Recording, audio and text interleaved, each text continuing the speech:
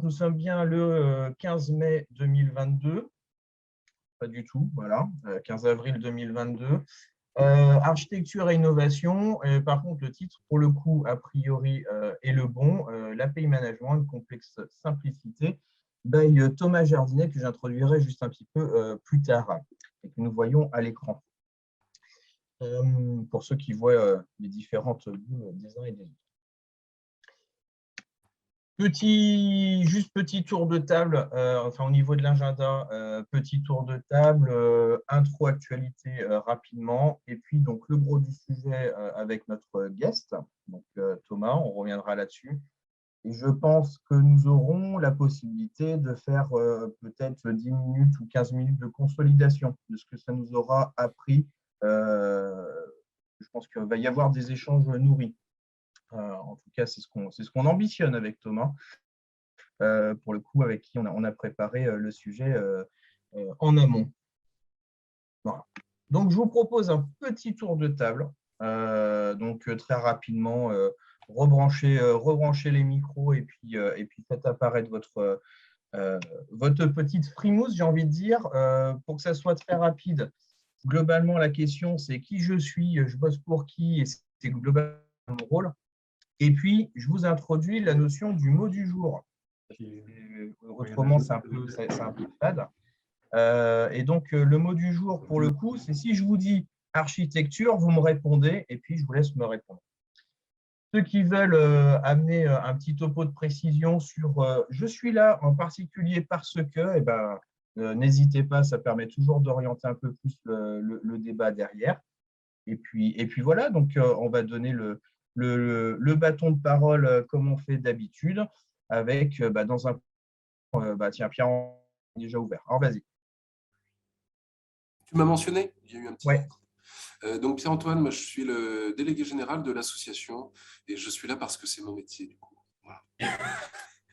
Et architecture te permet de dire? Ouais, architecture. Alors non, mais plutôt sur le thème, notamment API, c'est des excellents souvenirs puisque j'ai travaillé sur les premières API d'Air France KLM il y a quelques années de ça. Donc voilà, ça veut dire pour moi interconnexion, communication, échange, etc. Je garde le interconnexion, et pour les autres, retenez que Pierre-Antoine est donc un merveilleux contre-exemple parce que je veux un mot et pas une paraphrase de 3 minutes. Bon, c'est pour la blagounette qu'on continue à se mettre à l'aise. Ensuite, Fabrice Beroux. Eh bien, écoutez, bonjour. Donc, je m'appelle Fabrice, je travaille chez e-Révolution qui fait en fait des outils digitaux personnalisés. Et moi, l'objet de la réunion, c'est justement de pouvoir monter en compétences techniquement, d'apprendre. Donc, c'est ça l'objectif. Et au niveau de la question du jour, architecture, moi, ça me fait juste penser à un cheminement, un schéma, voilà.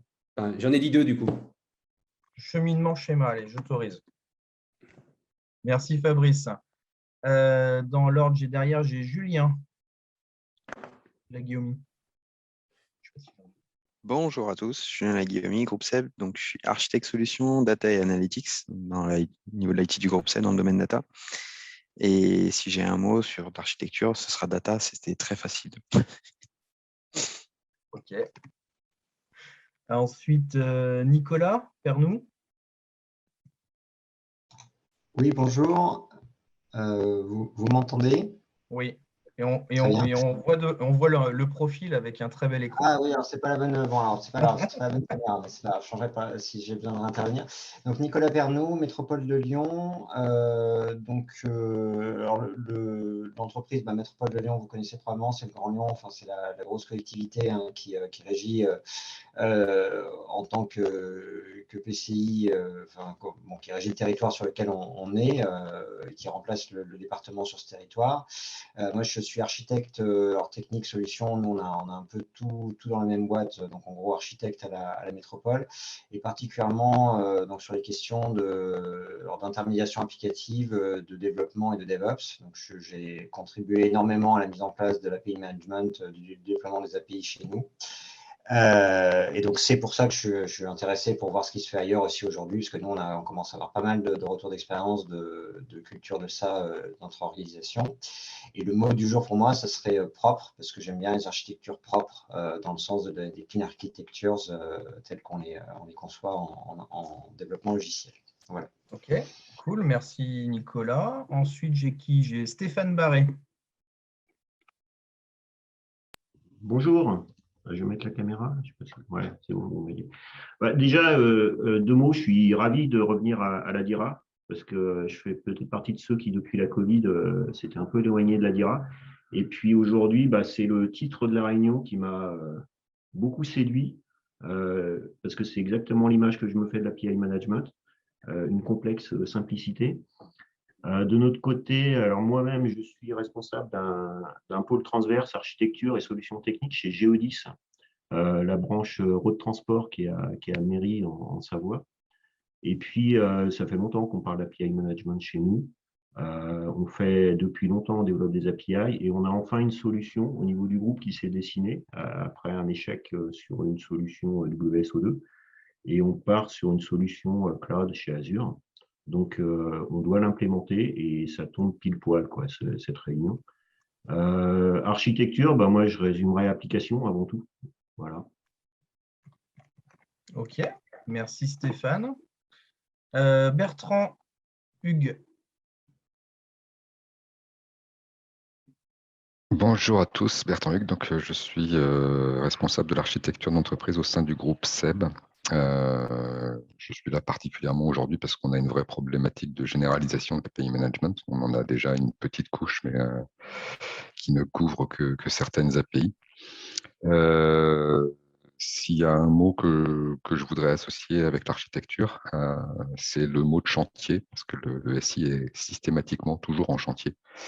Et notre architecture doit le tolérer. Tolérance au chantier. Intéressant. Ça m'intrigue.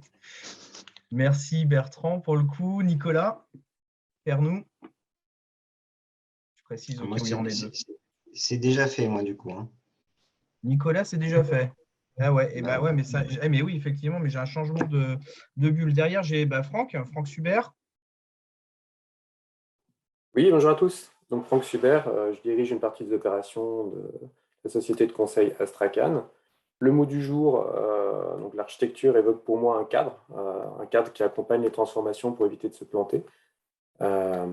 Et puis l'intérêt particulier pour aujourd'hui, donc les API, intérêt parce que d'une part on travaille dessus, à la fois en conseil et en implémentation, et d'autre part parce qu'on n'a jamais fait le tour de ce sujet-là qui est très riche, et donc les retours d'expérience des uns et des autres sont fortement utiles.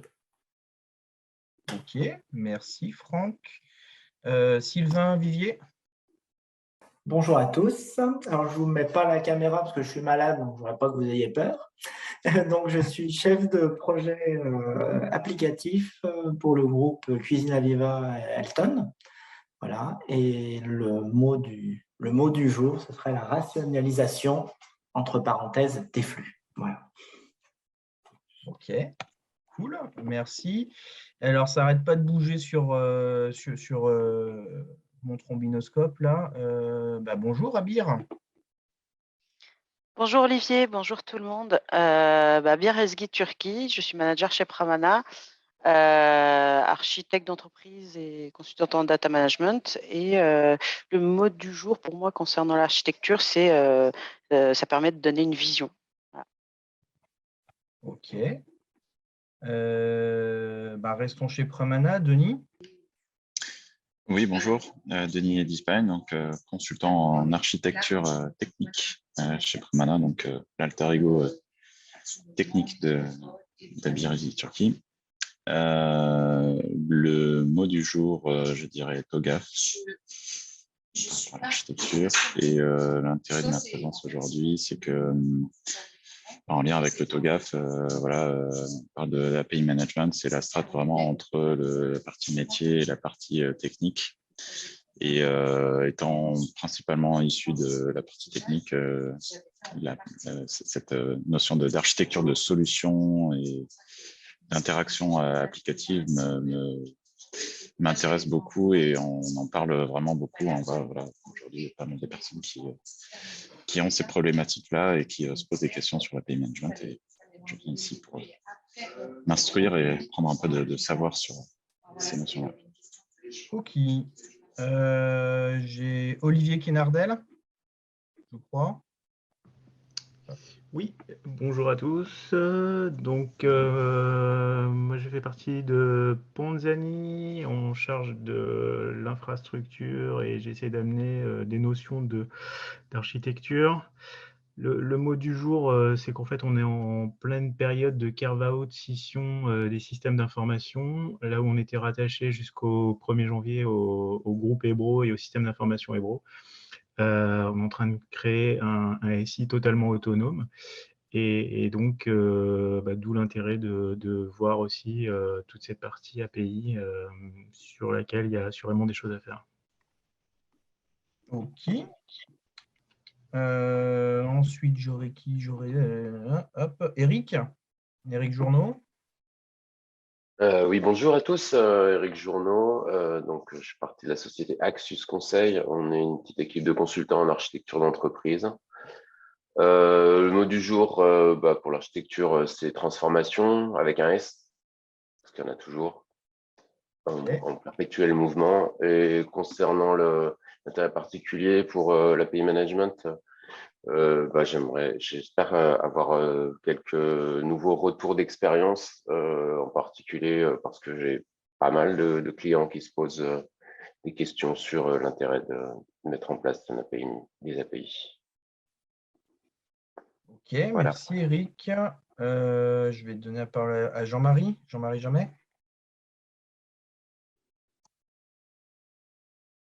Oui, bonjour, je remets ma caméra, j'arrivais pas à trouver les boutons.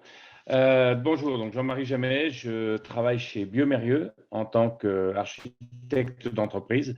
On a mis en place une politique d'API et d'API management depuis maintenant 2 ans, ce qui nous donne un certain recul. Et justement, moi, je voulais voir un petit peu ce qui se faisait ailleurs là-dessus. Et pour moi, ce que m'évoque le mot architecture, c'est essentiellement une boussole pour atteindre la vision qu'on s'est fixée dans un monde qui est en perpétuelle évolution au niveau des SI, quoi. Ok, cool. Merci. Est-ce que j'ai oublié qui? Stéphane Petit. Donc, Stéphane Petit, architecte d'entreprise à la DSI Somfy. Le mot du jour, c'est coopération. Parce qu'il va falloir faire coopérer l'IT, le métier autour de ces sujets-là. Et l'intérêt du sujet, c'est qu'on est en plein dedans. Voilà, on a des grands choix un peu à faire dans les prochains mois. Donc, c'est d'actualité. Ok. Et si je pense que j'ai encore Rudy. Oui, donc Rudy Mounier, société Somfy également. Moi, je suis business analyst sur la partie intégration de données, donc sur la partie USB. Et je suis là aujourd'hui parce que je suis sur un projet de mise en place d'une infrastructure sur Azure pour migrer notre USB dessus. Et si j'ai un mot à dire sur la partie architecture, ce serait service. Voilà. Rendre des services et les plus simplement possible. Ok. Est-ce que j'ai oublié quelqu'un? À part Thomas, mais Thomas, je t'introduis juste après. On a fait le tour? Ok. Donc, pour le coup, j'ai donné la parole à Pierre-Antoine, si tu veux présenter un peu l'actualité côté Adira. Oui, bien sûr. Et puis, deux petits messages aussi avant ça. Déjà, de vous dire, je suis très content parce qu'il y a des nouvelles personnes ou alors des personnes qui reviennent. Donc, ça, c'est super sympa. Et l'autre point, c'est que la prochaine fois, effectivement, vous serez les bienvenus dans nos locaux à l'Adira. Ça sera encore mieux de pouvoir se voir et échanger. Donc, par rapport à nos actualités, notamment événementielles, on organise là un nouvel événement qui sera le 5 mai à Grenoble, à l'IAE de Grenoble précisément, et sur le thème de l'informatique quantique. Alors, c'est un sujet qui n'est pas très, très simple. On a fait en sorte de solliciter un maximum d'experts, mais tout en expliquant qu'on avait un public de personnes qui étaient certes sensibles, mais pas forcément expertes non plus. Donc, l'idée, ça va être de comprendre en fait quels sont les niveaux de maturité aujourd'hui, que ce soit au niveau de Cantalps, du CEA, du CNRS, de l'INRIA, notamment sur les technos au silicium.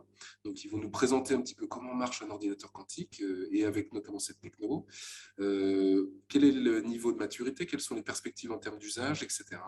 Et donc, on aura aussi les témoignages, notamment d'EDF, pardon, je vais y arriver, de Crédit Agricole sur leurs perspectives en termes d'usage, et puis les niveaux de maturité aussi des entreprises qui se positionnent aujourd'hui comme prestataires, quasi leaders sur ces sujets. Atos, Thales, IBM, Multiverse Computing, et le tout qui sera animé par un physicien qui est absolument passionnant, un physicien quantique, Bruno Federici, dont vous pourrez retrouver une vidéo puisqu'il était intervenu chez nous en décembre dans le cadre d'un café virtuel pour décanter l'informatique quantique. Donc c'était une session passionnante, donc nul doute que celle-ci le sera encore davantage. Ensuite, le 31 mai, on a une soirée Innovadira. Alors, Innovadira, c'est notre dispositif qui fait se rejoindre l'écosystème de start-up. Et question de Julien, est-ce que oui, la session sera captée, enregistrée. Il n'y aura pas de live, en fait, mais il y aura une captation et une rediffusion par la suite. Ensuite, la soirée Innovadira. En fait, on organise une soirée, ça va être quelque chose de récurrent désormais, qui permet de faire se rencontrer le monde des entreprises matures et le monde des entreprises qui ne le sont absolument pas, donc des porteurs de projets. Ils sont sans doute matures dans leur tête, mais en tout cas, leur organisation ne le sont pas. Donc, faire se rencontrer ces entreprises, il y aura des sessions de pitch, des sessions de rencontres. L'idée étant que pour nos adhérents qui sont dans les fonctions IT, innovation, digital, etc., puissent rencontrer ces porteurs de projets, faire de la veille, être des potentiels testeurs, bêta-testeurs, investisseurs, pourquoi pas, etc. Enfin, voilà. Organiser des belles rencontres. Et puis, pour les porteurs de projets, de challenger un petit peu leur pitch, challenger leurs idées. Ensuite, les 2 et 9 juin, 2 sessions qui, pour le coup, ne seront pas enregistrées. Ce seront des sessions en présentiel, d'une part à Cessiné-Pariset, d'autre part à Lyon 6e dans la maison KNV1, sur le thème de la dématérialisation des factures fournisseurs, avec l'association des directeurs financiers et des contrôleurs de gestion, IMPLID et EDT. On aura aussi notre assemblée générale, donc le 14 juin. Donc, on a fait en sorte aussi d'y mettre un peu plus de fun qu'une simple présentation de nos budgets. Donc, on vous invite, et des votes, on va dire, requis. Mais donc, on vous invite à participer grandement et surtout voilà, assister à cette conférence sur le management et le jazz. Et puis, on aura aussi donc, une table ronde du groupe Capital Humain sur l'intégration. En fait, c'est la restitution des travaux de ce groupe-là qui porte depuis quelques mois sur l'intégration, le recrutement des collaborateurs en situation de handicap. Voilà pour cette fin de trimestre. Donc, n'hésitez pas à venir nombreux participer à ces différents événements et dont on tâche de faire en sorte qu'ils soient accessibles, soit en hybride, en présentiel ou en rediffusion. Donc, je reviens sur l'animation du jour parce que tout le monde l'attend impatiemment pour le coup. Et donc, pour ma part, donc non, je ne suis pas Françoise Berga, je ne suis ni François Deveau. Je les remplace pour le coup au pied levé parce que moi, je suis plutôt l'animateur du groupe Data pour le coup. Mais là, c'est cohésion, esprit d'équipe et solidarité dans l'animation. Voilà.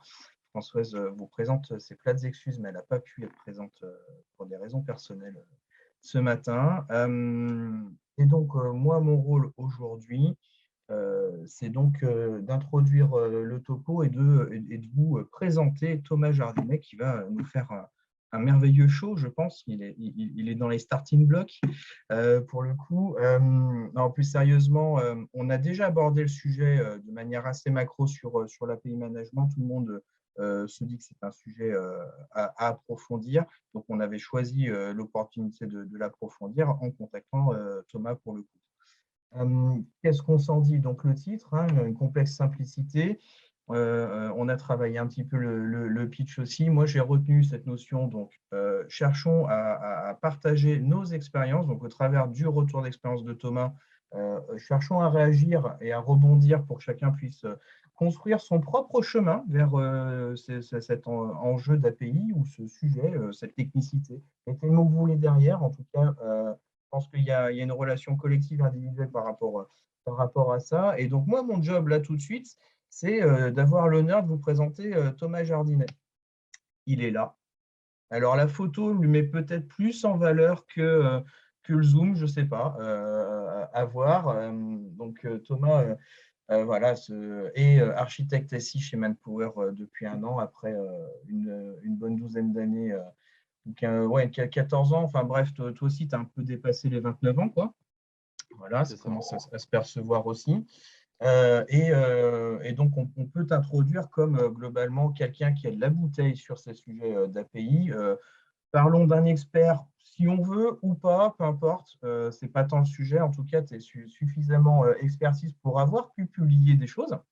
Donc, finalement, est-ce que tu es plus architecte ou auteur, écrivain, limite, ça serait une première question. Mais pour moi, pour introduire le topo, ce qui m'intrigue le plus, c'est de savoir comment est-ce que, à partir de ce mot API management, que quand on ne sait pas ce que c'est, on se dit, mais enfin, voilà, ça peut ne pas être totalement passionnant. Comment est-ce qu'on se retrouve à pouvoir publier des choses et à considérer que le sujet est passionnant? Voilà, c'est la première question que je te poserai, Thomas. Ok. Du coup, derrière, il y a un peu de questions. C'est comment on fait pour trouver ça passionnant et comment on fait pour se retrouver à publier. Sur le côté passionnant, en fait, donc, de mon expérience, j'ai bossé quand même un paquet d'années sur les sujets d'intégration avec de l'EAI, de l'ESB, de l'ETL, de l'API management. Et ce qui m'a vraiment plu sur ce genre de poste, c'est que en fait, on est en contact avec des types de profils très différents. On est en contact avec les métiers, avec les chefs de projet applicatifs, avec des développeurs, avec les ops, et même régulièrement, selon le projet, avec jusqu'au DSI.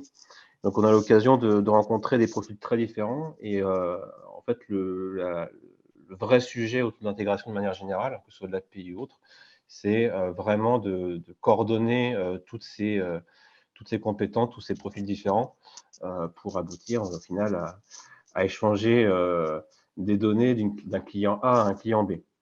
Donc ça, la passion elle vient de là, vraiment de ce contact multidisciplinaire et de ces compétences multidisciplinaires qu'on obtient progressivement.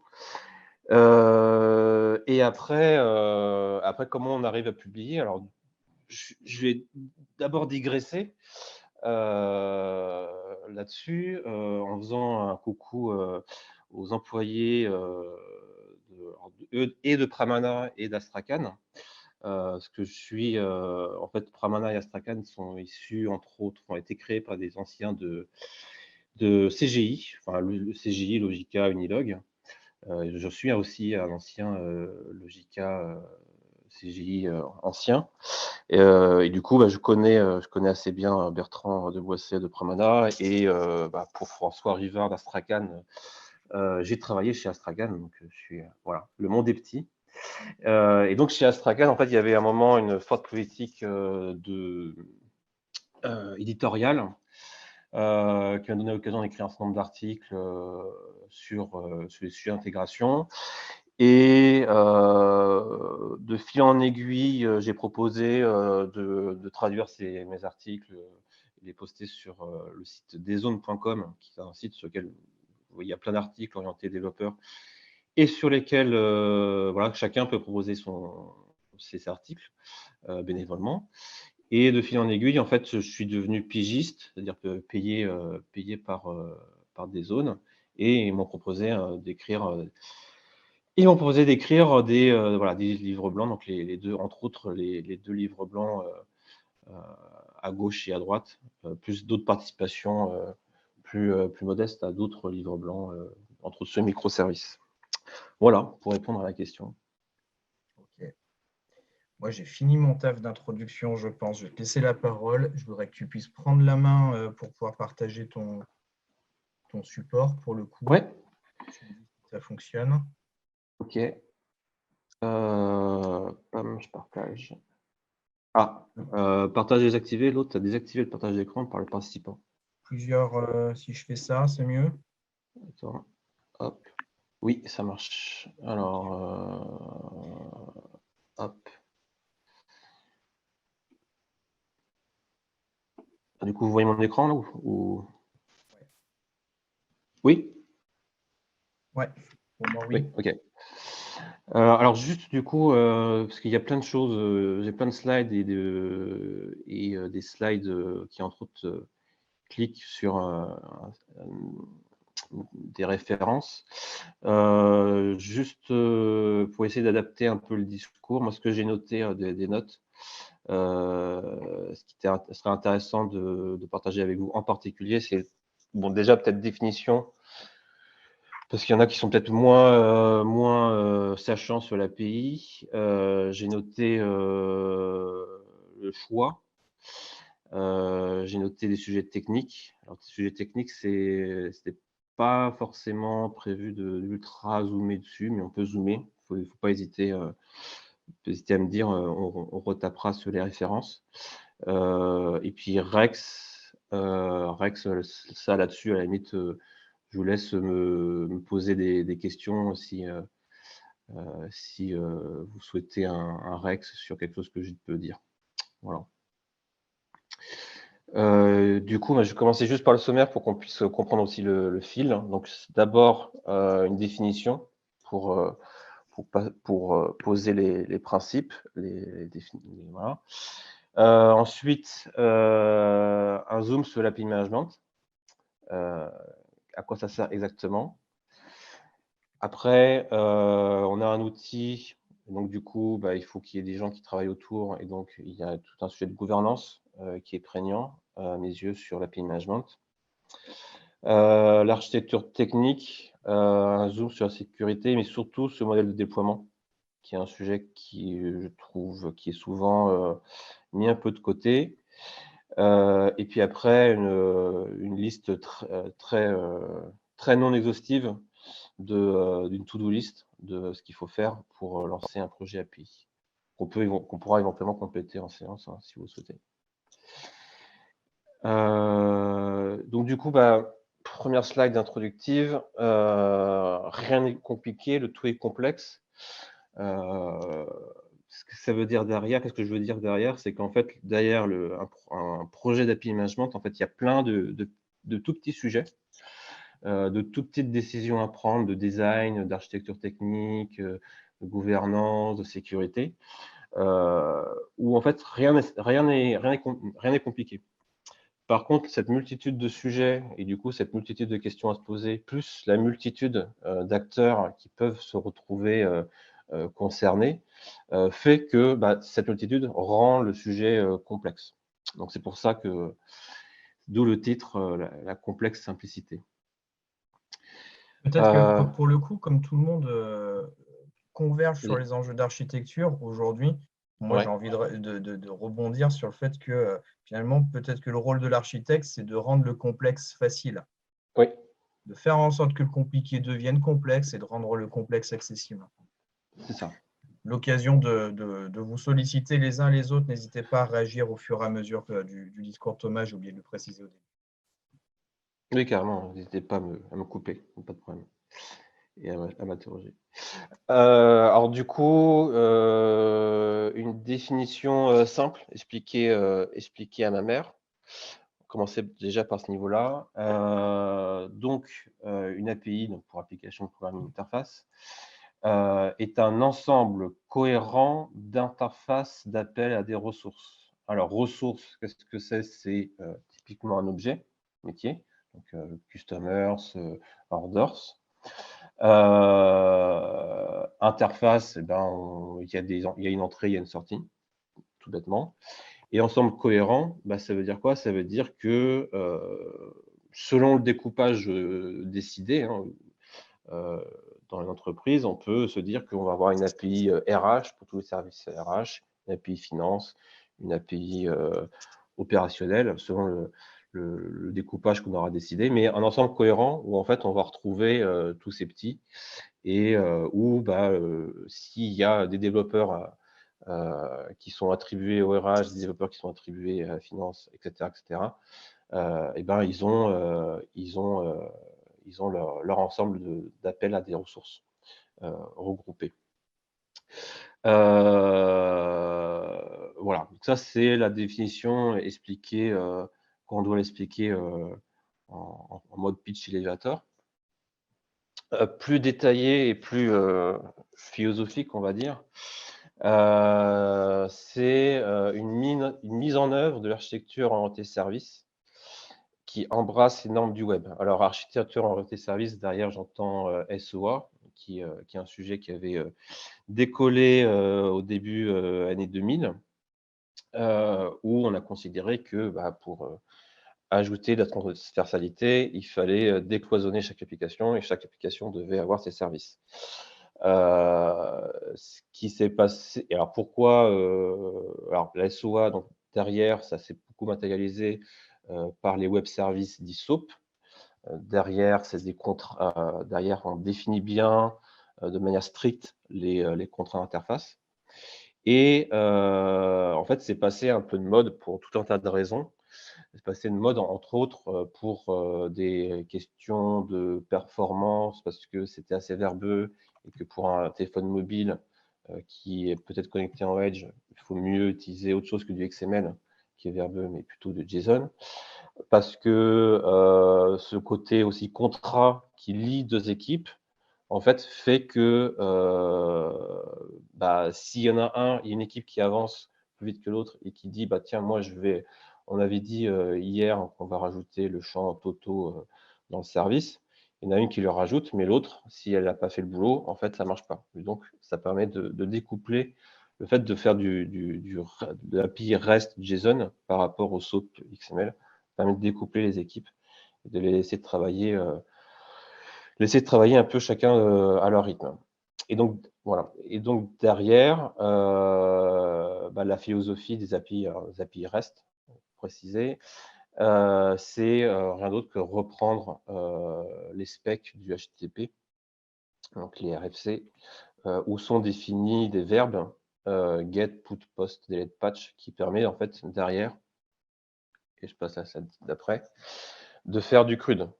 Donc on a avec tous ces verbes HTTP la possibilité, alors l'idée c'est pas d'apprendre par cœur la slide, mais ou de la présenter ligne par ligne, mais en gros avec une API REST, voilà, on sait faire du CRUD avec tous les verbes HTTP. Alors je me permets une digression dessus. Ce qui se passe, c'est que donc là on va dire ok, c'est super, avec mes objets métiers, je fais du CRUD. Sauf que là, on me demande de pouvoir appeler en API REST un service qui envoie un mail. Comment je l'appelle? Comment je le définis? Comment je le modélise? Donc ça, c'est typiquement le genre d'exception, si je puis dire, où on ne sera pas dans une logique CRUD de ressources, d'objets métiers, mais où typiquement on va avoir une API REST qui va s'appeler envoyer mail. C'est le cas entre autres en anglais de SendGrid, qui est un éditeur SaaS d'envoi de mail. Voilà. Mais c'est à considérer comme une exception assumée d'utiliser non pas un mot mais un verbe au final en API.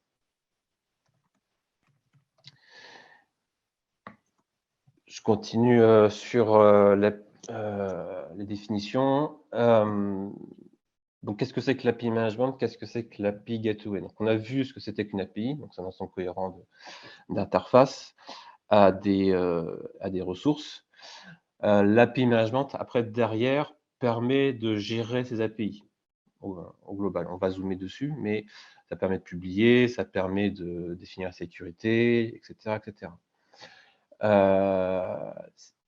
Ce qu'il faut pas, l'un des petites bêtises qu'on pourrait faire, c'est de parler d'API management au sens très large ou au sens solution. Ça, c'est le petit détail qu'il faut faire gaffe de temps en temps.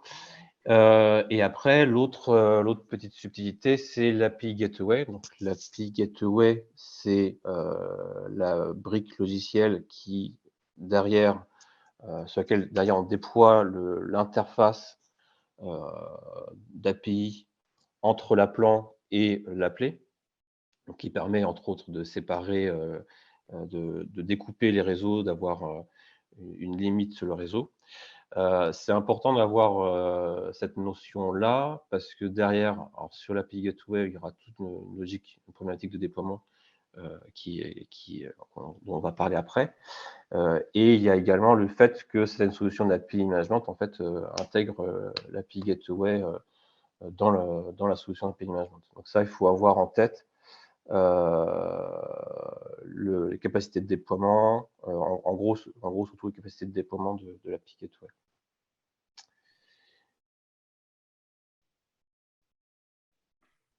Je ne sais pas si ça va pour l'instant. Est-ce que les premiers retours?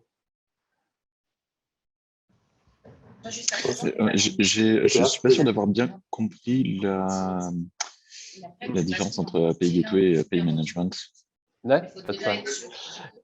Alors, attends, à la limite, on va faire quoi? On va... L'API Management, en gros, ça va être dans la pratique, dans la vraie vie, si je puis dire, ça va être un outil que tu vas utiliser via une IHM web et sur lequel tu vas dire, tiens, je rajoute une API avec cette définition-là, je définis la sécurité, etc. Je définis des politiques de nombre d'appels par minute et après, je déploie. Et en fait, tu vas déployer sur une API Gateway. Et l'API Gateway, en fait, c'est elle qui va dire, OK, monsieur l'application consommatrice, tu peux m'appeler à telle adresse.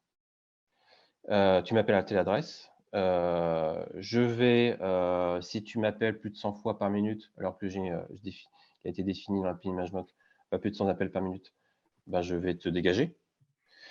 Et si tu respectes toutes les policies de sécurité et autres, derrière, je fais suivre l'appel au système appelé qui implémente vraiment l'API. Je ne sais pas si c'est un peu plus clair pour toi. Alors, pour le Gateway, ouais. Et du coup, parce que je pense que je confondais API Management et API Gateway. Du coup, le Management, ça correspondrait à quoi? Alors, l'API Management, on va y aller direct. C'est un portail de gestion des API. Donc, c'est vraiment là où tu vas dire le contrat interface de mon API, c'est ça. Les users, au niveau sécurité, on va se connecter avec tel protocole de sécurité plutôt qu'un autre. C'est vraiment là où tu définis en fait comment l'API doit être appelée. L'API Management, tu définis comment l'API doit être appelée. Et après, l'API Gateway, c'est elle qui vraiment fait le boulot de gestion de l'appel. D'accord, ce serait peut-être la transposition, ce serait par exemple un bus dans un ESB, quoi.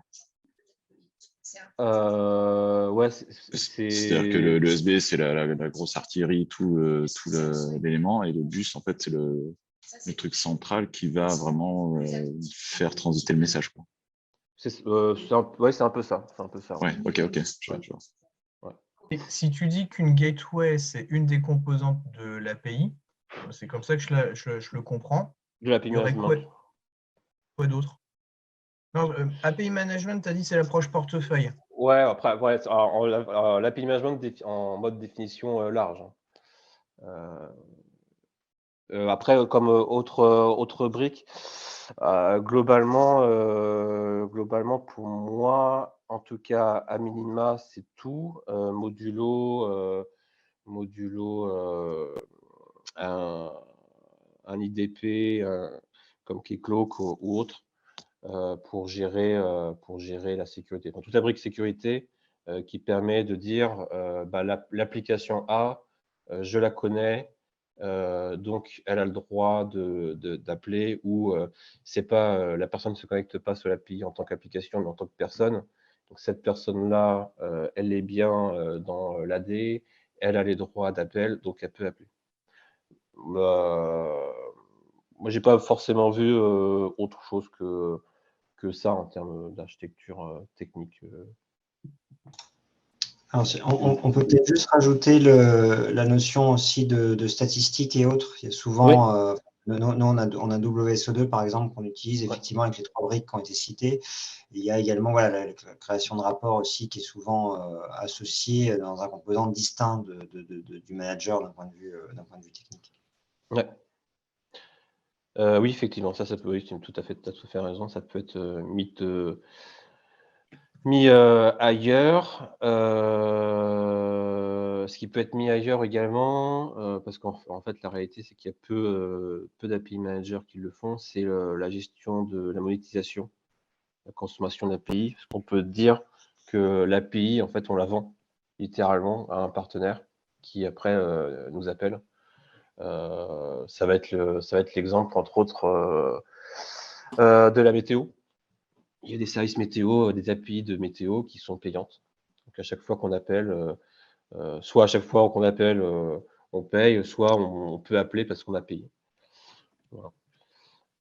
Donc ça, généralement, c'est géré un peu de côté parce que la gestion de ce sujet est soit inexistante, soit pauvre, en fait. On peut peut-être éventuellement rajouter dans la picture une infrastructure de gestion des clés qu'on a souvent sur du web. Enfin, il va y avoir aussi pas mal de notions d'authentification, des certificats, des choses comme ça avec les backends. Donc peut-être que rajouter une infrastructure, une PKI, ça peut être peut-être dans la map. Oui, clairement. Toute la brique de sécurité après qui dépend et du besoin et de la politique sécurité. Mais après, voilà, j'ai pas eu en Rex perso, j'ai pas eu j'ai eu des projets sur lesquels la sécurité était déjà gérée par des personnes dédiées à la sécurité, et 2, c'était très mono-typologie, c'est-à-dire que c'était 2 applications du SI qui s'appelaient entre elles, et en général, c'était même malheureusement du certificat. Ça complexifie plus qu'autre chose, mais voilà. Après, pour le coup, des produits d'API Management, ils ont leur propre PKI intégré, notamment pour les clés de signature ou de chiffrement des jetons. Il y a souvent une logique de jetons type JWT qui sont émis justement en lien entre l'IDP et la passerelle API. Et ce jeton-là, il est signé par une clé, et cette clé-là est souvent finalement pilotée par l'API Manager lui-même. Ouais. Alors, il y a ça. Après, ils ne gèrent pas tous nativement, je dis pas de bêtises, c'est l'OIDC, l'OpenID Connect. Soit c'est un développement à faire, soit c'est un plugin à rajouter avec de la conf. Mais oui. Il y a en tout cas, en général, les fonctionnalités de base avec les jetons. L'OIDC, c'est pour l'identité. Donc, nous, typiquement, ce qu'on fait, et c'est ce qui peut être fait avec un KitLock ou autre, c'est qu'on va récupérer l'identité en OpenID Connect. Enfin, la passerelle API s'authentifie en OpenID Connect sur l'IDP, qui lui va valider l'identité. Et par contre, la passerelle API, après, elle forge un jeton JWT qui est propre à elle-même. Avec sa propre infrastructure de gestion de clés, ce qui permet de ne pas devoir réinterroger l'IDP à chaque appel de l'API, une fois qu'elle a son jeton, et qui peut d'ailleurs récupérer des informations d'identité en sert uniquement du jeton pour traverser la passerelle. Oui. Je ne sais pas si du coup il y a d'autres Rex sécurité, qu'on en profite. Non, pas sécurité, mais au niveau du portail dev, on ne l'a pas évoqué aussi comme une brique portail développeur, comme une des briques qu'on sous-entend dans la partie solution globale et API management. Ouais. Alors, j'ai pas écrit comme ça Mais oui, effectivement, tu as un portail développeur. En fait, tu as effectivement le portail, la personne qui définit l'API. Et après tu as la version, si je puis dire, développeur, où effectivement, après, derrière, en fait, on peut découvrir les API dont on a le droit, parce on peut dire que tel développeur a donc juste le droit de voir telle API.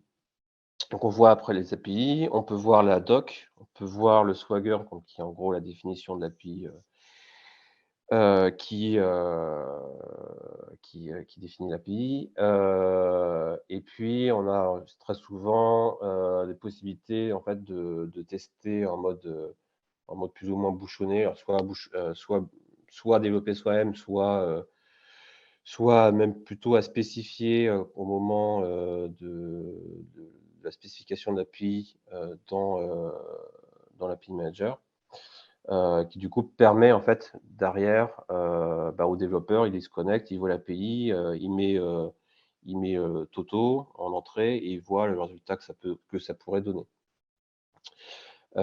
Et souvent également, ce qui est donné, c'est des exemples. C'est des exemples d'appels avec la commande en ligne Linux, pas que Linux, curl, pour voir comment pour que le développeur puisse rapidement développer ça. Voilà. Juste pour le côté développeur, je pense aussi à l'aspect gestion du cycle de vie. Parce qu'il y a le côté. On parlait du déploiement, mais il y a du coup la notion de publication de différentes versions, en parallèle ou le remplacement d'une version par une nouvelle. Et donc toute cette documentation et l'historisation qui va avec, c'est aussi partie des features. Ouais, clairement. Et après, derrière, du coup, ça me permet de te poser une question. Du coup, en termes de cycle de vie, vous gérez comment? Vous dites pas plus de 2 versions en même temps. Ça, c'est un sujet qui a des rebonds en gouvernance. Oui, alors de mon côté data, les endpoints qu'on a aujourd'hui sont surtout là pour pouvoir exposer des portes d'entrée pour pouvoir envoyer de la télémétrie vers des data lakes ou autres. Donc, on n'est pas tout à fait dans du CRUD. Et au niveau du cycle de vie, il y a une gestion de la gouvernance au niveau d'un dictionnaire d'événements qu'on met à disposition, qui est versionné avec des versions majeures, mineures, etc., patch. Et tout dépend de la rétrocompatibilité des flux de traitement de données qui sont en aval de ces API-là. Et donc, du coup, typiquement, aujourd'hui, on a 2 versions d'API majeures en ligne, dans la mesure où ce tracking, par exemple, est implémenté sur des applications mobiles dont on ne force pas la mise à jour chez les clients. Donc, on se doit, pour pouvoir avoir une continuité de service, d'exposer les 2 versions majeures. Et au sein de ces 2 versions majeures, après, donc ce sont 2 endpoints séparés. Il y a plein de versions mineures, mais chaque version mineure est rétrocompatible avec celle d'avant, ce qui fait que ça ne nécessite pas de déployer un nouveau endpoint. Donc, après, c'est juste une histoire de documentation. On sait suivre parmi tous les événements qu'on reçoit quelle est la version mineure de chaque dictionnaire d'événements qui est implémenté sur l'événement qu'on reçoit, ce qui nous permet de faire des contrôles de qualité, ce genre de choses.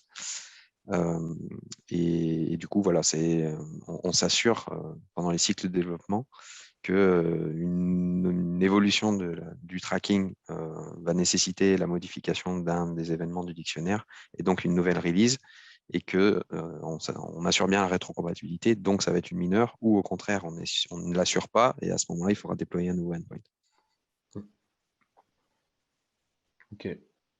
Il y a d'autres retours d'expérience. On te laisse dérouler peut-être la structure, on te laisse dérouler peut-être un peu plus, et puis on rebondit sur des retours d'expérience, parce que typiquement, c'est intéressant, la gestion en version, mais il y a plein d'autres retours d'expérience intéressants. Je pense qu'il faut qu'on ait déjà un bagage commun que tu nous partages, et puis ensuite, on se partage des retours d'expérience. Ok. Alors, comme je vais zapper, j'avais visé un peu, comment dirais-je, public très large. Donc, il faut dire qu'il y a un éditeur Swagger qui est bien, c'est pas la peine. Vous dire ce que c'est que l'OpenAPI, je pense que c'est pas indispensable. Vous le savez déjà. Et donc, alors juste pour rappel de la suite, donc les sujets, c'est gouvernance, quels sont les acteurs et comment on les fait travailler ensemble. L'architecture technique avec modèle de déploiement, sécurité et les vendeurs. Alors, j'ai juste mis le Gartner, mais l'idée, c'est d'échanger à l'oral. Donc, n'hésitez pas à me dire, à me pinguer sur les sujets qui vont vous intéresser le plus, mais on va continuer. Alors, quels sont les acteurs? Alors, ça, c'est la vision Octo. Ce n'est pas le seul slide sur lequel j'ai copié littéralement la doc d'Octo. Déjà, mon premier regard critique, c'est que c'est une vision très team API qui ne bosse pas forcément beaucoup avec les architectes, parce qu'on ne voit pas d'architecte là-dedans, mais qui reprend donc, ce qu'on a échangé, hein, le portail développeur, le portail d'API Management, et derrière tous les utilisateurs qui peuvent y avoir. Thomas, oui. juste dans cette image, je trouve ce qui est intéressant à retenir au-delà des rôles, dans la brique API Management, je crois que ça synthétise bien ce que tu disais, c'est-à-dire il y a l'API Gateway avec une éventuelle brique sécurité en amont, et puis les deux portails, un à l'attention des développeurs et l'autre qui correspond finalement à la console d'administration des usages, où on va définir les politiques de quotas, les politiques de sécurité, de quotas, de monétisation et autres. Je trouve que ça résume de façon simple ce qui était dit avant. Oui, tout à fait. Tout à fait. Effectivement, ça reprend toute l'archi point de vue fonctionnel, on va dire. Et ça rappelle un peu les utilisateurs qu'on peut avoir. Donc, entre autres, au niveau développeur, le développeur il peut être en interne, mais aussi il peut être en externe, ou ça peut être une entreprise avec laquelle on est très lié, du coup, où on a un contrat avec eux, donc ça peut être au niveau de la relation et des accès, ça peut changer les choses. Et puis après, alors leur vision sur là-dessus, cette slide-là, en tout cas sur Business API Manager, Technical API Manager, ça me parle beaucoup moins, pour être honnête. Mais en tout cas, avant de s'amuser à définir une gouvernance, il faut comprendre. Alors, il faut d'abord comprendre pourquoi il y a besoin d'une gouvernance. Parce qu'en fait, on a beaucoup d'acteurs. Alors, je vais intervertir les slides. En fait, pour moi, il faut être capable de qualifier la modélisation des API. Donc pour ça, il faut un architecte, ou en tout cas des relations avec des architectes, pour savoir que le client est dans telle application, pour savoir comment modéliser des objets métiers un peu plus compliqués qu'un client. Donc il y a besoin d'architectes. Il y a besoin donc de personnes qui vont être capables également de faire ces modélisations. Donc ça peut être des personnes plus business analyst. Il faut y avoir besoin également, idéalement, de voir les choses en avance de phase. Donc, il faut vraiment récupérer les futurs besoins des API en API Management. Donc, du coup, il faut être très au courant de la roadmap, idéalement, de la roadmap du SI pour prévoir qu'il y a 2-3 applications qui veulent l'objet métier client et que du coup, ça implique pas la même chose que si c'était un seul projet qui avait besoin de certains détails du client. Il y a besoin également tout l'aspect technique. Il faut l'installer, il faut le déployer. Et puis, il faut également accompagner les projets, les développeurs plutôt, qui vont, eux, utiliser ces API. Donc, accompagner comment, donc ça, on va le voir après. Mais en tout cas, on ne peut pas dire aux développeurs va te connecter sur l'API, débrouille-toi. Ça, dans la pratique, ça va être, on va avoir affaire à un certain nombre de problèmes problème de mauvais design, problème de non-compréhension des API, problème de perte de temps parce qu'il faut découvrir plein de choses et que le développeur vient d'arriver. Et puis, on a également donc, tout ce qui est Ops pour suivre. Donc, on a parlé des rapports. Les rapports les rapports d'appel peuvent les intéresser, entre autres. Et puis, Ops également, parce que quand on livre un projet, ben, on livre un projet, mais on livre également une API. Et donc, il faut que tout soit idéalement automatisable et bien agencé en termes d'opération.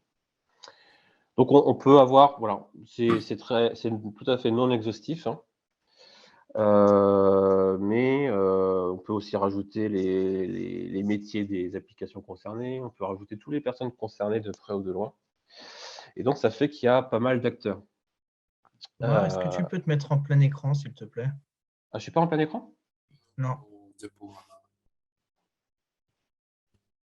Alors, attends, comment Non, on mais fait ça? sur PowerPoint, hein, en format Ah, diaporama. pardon. Ah oui, ok, pardon. À lire sur Zoom, c'est encore un peu plus petit. Ouais, Merci. ok. Pas de souci. Donc, on a tout un tas d'acteurs.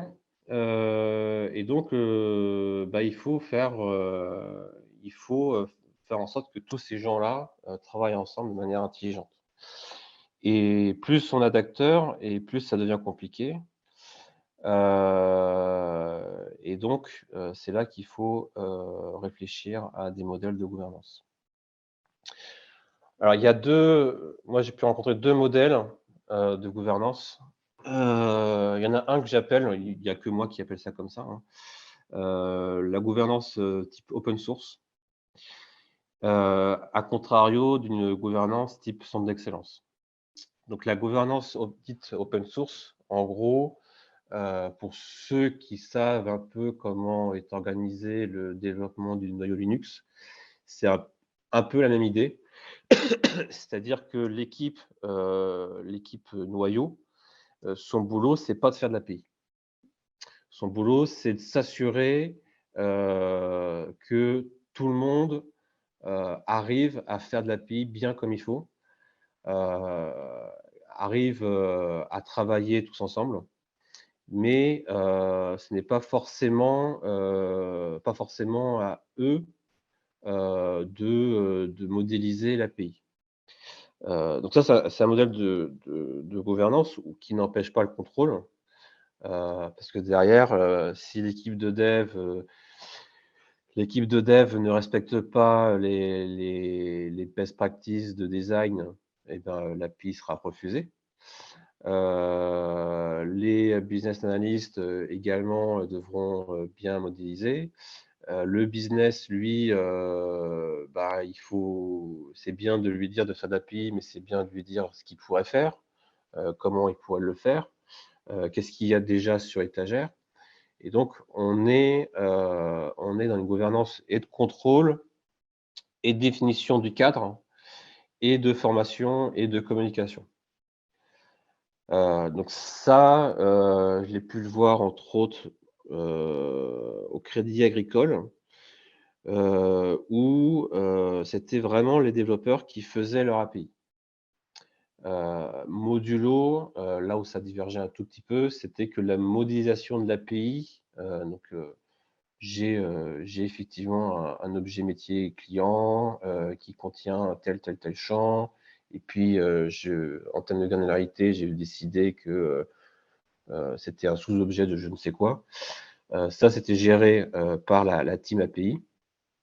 Mais après, le développement, la publication sur l'API Manager était vraiment à la main des développeurs.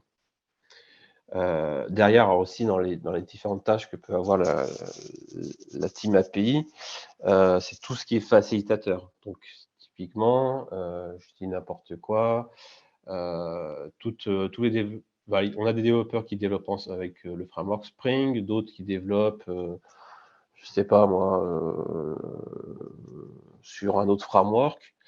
Et ben, ils vont développer eux-mêmes des facilitateurs pour facilement soit développés, soit proposés, des facilitateurs, pour facilement mettre en place des API, ce qui respecte bien le cadre.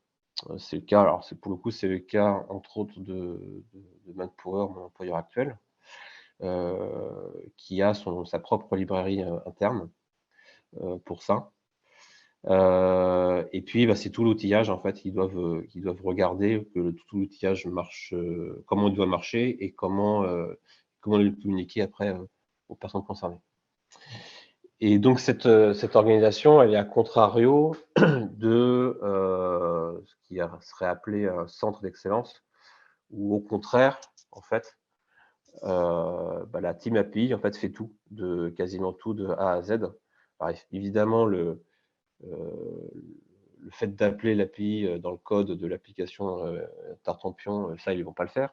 Mais c'est eux qui vont prendre tous les sujets et qui vont un peu fonctionner en mode centre de service. Donc ça, là-dessus, je n'ai pas besoin de vous expliquer comment fonctionne un centre de service. Mais voilà, ça, c'est quelque chose que j'avais vu chez AG2R, entre autres. Un fonctionnement un peu centre de service. Voilà. Après, avec peut-être comme inconvénient que c'est un peu, on a vite fait d'une boîte noire en fait par rapport aux autres. Du coup, pour le coup, je veux bien vos règles, vos retours, vos avis dessus. J'ai juste une question éventuellement, Thomas, si possible. Vas-y, oui, clairement. Le modèle de run, en fait, les ops, comment ils se placent dans l'un ou l'autre des modèles par retour d'expérience? Ceux qui vont vraiment opérer la plateforme d'API. Moi, ce que j'ai vu, c'est des équipes ops qui malheureusement n'étaient pas forcément bien intégrées avec les team API, que ce soit ce modèle de gauche, ce modèle de droite. Ce qui aurait été bien, effectivement, c'est que ce soit un peu moins imperméable entre les ops et les team API. Et que voir intégrer littéralement un ops parmi eux. J'ai pas vu le modèle You Build It, You Run It. Alors, je l'ai pas vu là-dessus, je l'ai vu chez GRT Gaz. Mais c'était pour le coup c'était un peu un contexte différent, mais en gros c'était littéralement les développeurs applicatifs qui géraient les ops. J'imagine qu'après il y a une question de niveau de service, mais ça fait partie des questions et des challenges dont parlait Bertrand tout à l'heure, qu'on se pose en termes d'intégration côté groupe SEB et de déploiement de l'API management, c'est que tant qu'on est sur le papier et qu'on fait des schémas avec des API dans tous les sens, etc., ou d'autres types d'intégration, ça marche très bien. Ouais. Par contre, dès qu'on se pose la question des SLA et qu'on se dit que là, il y a du 24/7 et que les services qui sont derrière, et y compris l'API qu'on a rajouté au milieu, potentiellement un point de failure et qu'il faut que ce soit supervisé, gouverné, on met des limites. Donc, si on tape les limites, qu'est-ce qui se passe? Là, on rentre dans les questions très concrètes et les réponses ne sont pas toujours évidentes, surtout comme je rejoins le point où il y a beaucoup d'interlocuteurs et donc du coup le partage de responsabilités sur toute la chaîne entre une application qui va commencer à faire quelque chose, qui va discuter avec une autre via une API, etc. La chaîne de bout en bout pour que le service du point de vue business soit rendu et que le SLA soit au rendez-vous. Le modèle organisationnel en termes de run n'est pas évident à trouver. Donc s'il y a des règles sur ce niveau-là, sur l'un ou l'autre des modèles, je suis assez preneur. Moi, je peux peut-être expliquer ce qu'on a fait à la métropole, puisqu'on a un modèle qui est très clairement, qui pense très clairement plutôt du côté gauche du modèle dit open source, mais qui est quand même un tout petit peu hybride, dans le sens où nous, notre passerelle API nous sert essentiellement à faire discuter des services, donc de différentes équipes chez nous, les uns avec les autres, ou avec des extérieurs, notamment entre nous, la ville de Lyon, nous, le Citral, l'État, etc. Donc, on a bien un modèle à la open source où on va avoir chaque équipe en fait qui va publier ses API, être responsable de leur définition d'une partie de leur publication. Et pour autant, on a quand même une personne qui est responsable de la plateforme en elle-même, la passerelle API, donc avec l'ensemble de ses composants, hein, c'est-à-dire le manager, l'API Gateway, etc., et qui va à la fois finalement être la personne responsable du fait que le produit fonctionne, de ses mises à jour, du suivi des versions, etc., et à la fois pouvoir donner un coup de main lors de l'enrôlement des API, puisque les équipes n'ont pas toujours les compétences nécessaires pour aller dans ce qu'on appelle le publisher, c'est-à-dire l'interface de publication des API, et aller les exposer. Et à ça, on rajoute moi, qui, donc, en tant qu'architecte, apporte du conseil au cas par cas, soit sur la construction des API elles-mêmes, soit sur la manière dont on va les exposer, mais plutôt en forme de conseil transverse. Donc, c'est ce qu'on a trouvé aujourd'hui. Ça ne fonctionne pas trop mal. Après, on est une grosse organisation, et donc forcément, il y a des niveaux de maturité sur ces trucs-là qui sont très, très différents d'une équipe à l'autre.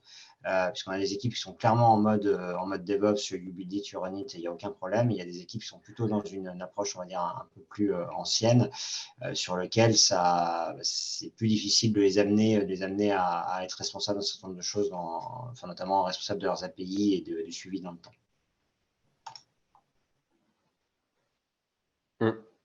Moi, le plus gros frein à l'organisation idéale des ops, hein, c'est, si je puis dire, l'organisation avec un grand O de l'entreprise, et les ressources, les capacités d'avoir des ressources dédiées, quoi.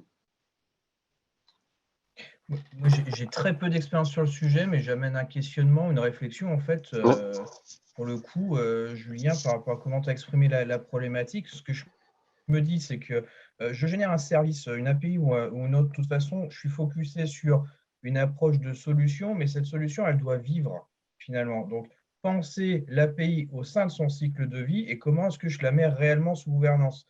Pas le pilotage opérationnel, mais comment est-ce que je la fais évoluer. Donc, penser finalement que je l'objective et que je mesure le fait que ce que je vais produire, que l'API réellement répond à ce que j'objective, ce que j'ambitionne, et penser que potentiellement il y a des écarts.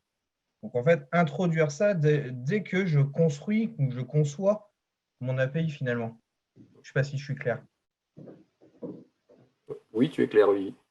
Moi, dans ma conception, simplement de modéliser les gouvernances, parce que ce n'est pas simple de modéliser la gouvernance, j'ai pour réflexe, en effet, de distinguer, comme ça a été fait, les rôles, déjà, les rôles que peuvent prendre les différents acteurs et les responsabilités associées, mais également la définition des instances de gouvernance qui vont animer les interactions entre ces différents rôles. Et de façon assez globale, sur la partie API, dans mon retour d'expérience, on peut très souvent découper en 4 instances de gouvernance, en tout cas fonctionnellement parlant. Après, certaines entreprises vont les regrouper en une seule instance et porter 2 sujets dans la même, ce que je ne recommande pas. Mais bon, il y a un premier sujet qui est autour de la gestion du produit, comme tu disais, Olivier. L'API, c'est avant tout un produit. Donc, il faut mettre en place une instance de gouvernance produit où on va forcément retrouver les tribus de product owner qui vont gérer vraiment la vision produit et son cycle de vie. Une vision partenaire, en tout cas consommateur, on va dire, une gouvernance orientée consommateur, quand notamment on ouvre ces API soit à des partenaires internes, qui peuvent être des filiales, des départements ou des partenaires externes, par exemple parce qu'on ouvre en mode produit blanc des capacités du système d'information, comme dans les banques assurances, assez souvent pour les fintech, eh bien, il faut absolument des comités partenaires aussi qui vont gérer le point de vue avec ces différents partenaires. C'est là qu'on va aborder les SLA et leur suivi, et ainsi de suite. Il y a un prisme architectural qu'on retrouve avec les design authority dans beaucoup de grands groupes, où on va s'assurer que les designs d'API correspondent aux standards du moment du groupe. Et puis, il y a un comité Ops dans lequel on va gérer le design, le build and run avec les équipes engagées, avec notamment la gestion du plan capacitaire qui est clé. Et donc, avec cette espèce de cadran, là, ça permet de modéliser assez finalement. Et donc, pour chaque instance de gouvernance, il faut se poser la question, qu'est-ce qui rentre, qu'est-ce qui sort, si on veut que ce soit efficace. Donc, quels sont les entrants, quels sont les sortants, à quelle fréquence on se réunit, et quels sont les rôles qui sont concernés, qu'est-ce qu'on attend de chacun dans ces instances de gouvernance. Et c'est ça qui, à mes yeux, permet de modéliser une gouvernance. Et après, chaque entreprise a un peu sa culture qui fait que les entrées-sorties dans ces différentes instances de gouvernance peuvent varier un petit peu, les rôles qui sont invités à y participer aussi.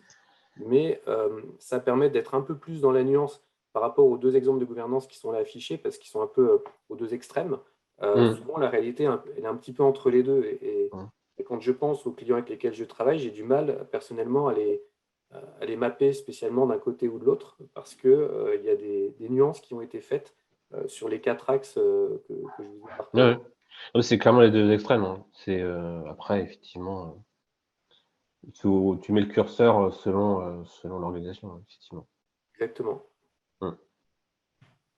Mais en tout cas, voilà, dans le retour d'expérience, c'est surtout ces 4 axes produits, partenaires, archi, ops, qui pour moi permettent de justement mettre un petit curseur un peu plus fin entre ces deux extrêmes et du coup de mieux cadrer ce qu'on attend de chacun et comment ça se dynamise entre les différents rôles. Puisque simplement faire des rôles et responsabilités un RACI, ce n'est pas toujours suffisant pour faire tourner une gouvernance. C'est clair. C'est clair, c'est clair. Et du coup, parmi vous, il y en a qui ont vu ou vivent le modèle centre d'excellence, ou assez proche du modèle centre d'excellence, enfin, centre de service, littéralement. Bah, ça dépend ce que tu mets dans la pondération sur les 4 axes que je t'ai cités. J'aurais du mal à y Ouais. Ok. Non, parce que là où je travaille, c'est un peu cette tendance-là. Malheureusement à mes yeux, sur le sujet d'intégration, parce que du coup, c'est un peu la boîte noire, quoi. C'est un peu la boîte noire et voilà le besoin, débrouillez-vous, et puis on a oublié de mettre dans la boucle les architectes. Donc voilà. Mais je pense que ça dépend aussi de quels sont les usages des API. Dès qu'on commence à s'ouvrir à l'extérieur de l'entreprise, on est obligé de monter en maturité sur la gouvernance, parce que sinon, donc, tant qu'on est dans un usage interne, on peut se permettre, on va dire, des exemples un peu extrêmes, avec beaucoup d'une sorte d'équipe API gouvernance qui a le pouvoir sur tout, sur le cycle de vie, où ça peut être presque dangereux. Mais dès qu'on commence à s'ouvrir à l'extérieur, c'est plus possible. On a forcément des product owners qui ont des prismes différents et qui vont mettre le holà sur l'autonomie d'une équipe API Governance tel que c'est dans ton modèle à droite. Donc, ça dépend où on est, la maturité de l'entreprise. C'est peut-être le vrai driver pour le coup, c'est cette notion, tu parles de maturité, c'est finalement le principe d'autonomisation des parties prenantes finalement. En fonction de la maturité, on considère qu'on leur laisse la main sur quoi finalement? Et ça, c'est une question qu'on aborde assez régulièrement. Après, dans le terme maturité, c'est aussi, comme j'ai dit, qui sont les consommateurs. C'est toujours pareil, quand les consommateurs sont internes, on a un niveau d'exigence qui est un peu plus bas parce qu'on peut se permettre des SLA qui ne sont pas forcément tenus. Ça va râler en interne, mais ce n'est pas vital. Quand on commence à contractualiser avec potentiellement des pénalités, des SLA avec des partenaires externes qui consomment, qui ont leur propre offre qu'ils vendent, qui s'appuient sur les API que vous produisez, là, on change de cours. Et du coup, on est obligé d'avoir des réponses concrètes en termes d'organisation support, en termes de SLA. Et donc, ça force un peu la maturité de la gouvernance. Pour le coup, moi, il me semble quand même qu'on peut bien distinguer ce qui relève des API et de ce qui relève de la passerelle API de la plateforme. C'est-à-dire qu'on peut très bien avoir un modèle très décentralisé pour les API elles-mêmes. Je suis l'équipe X, j'ai une logique produit avec mon propre mécanisme de production logicielle, etc. Je mets à disposition une API qui est destinée à être consommée depuis l'interne et l'externe. Et à partir du moment où elle est destinée à être consommée en interne comme en externe, d'ailleurs, et être exposée sur la passerelle, alors il y a l'équipe passerelle, donc gouvernance de la plateforme de la passerelle API, qui, elle, a ses propres SLA par rapport à la disponibilité de la plateforme. Et ça peut être très découplé tout ça, parce que finalement, une indisponibilité d'API, ça peut venir de deux endroits. C'est soit la passerelle qui ne fonctionne pas, soit l'API qui ne fonctionne pas. Maintenant, les responsabilités sont quand même faciles à établir dans la plupart des cas. Et donc, à la rigueur, on peut très bien avoir un modèle assez centralisé sur la partie passerelle. Disant, il y a des gens qui sont responsables du fait qu'elle fonctionne, que les API sont envoyées correctement, etc.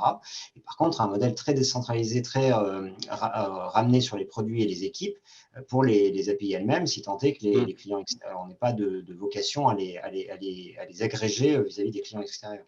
Donc, c'est ça, en fait, finalement, la clé. C'est est-ce que j'ai besoin d'agréger mes API vis-à-vis des clients extérieurs ou est-ce que finalement, la passerelle est une héberge espagnole où chacun va y poser ses API et les faire consommer par l'extérieur, mais pas forcément dans une logique d'agrégation majeure.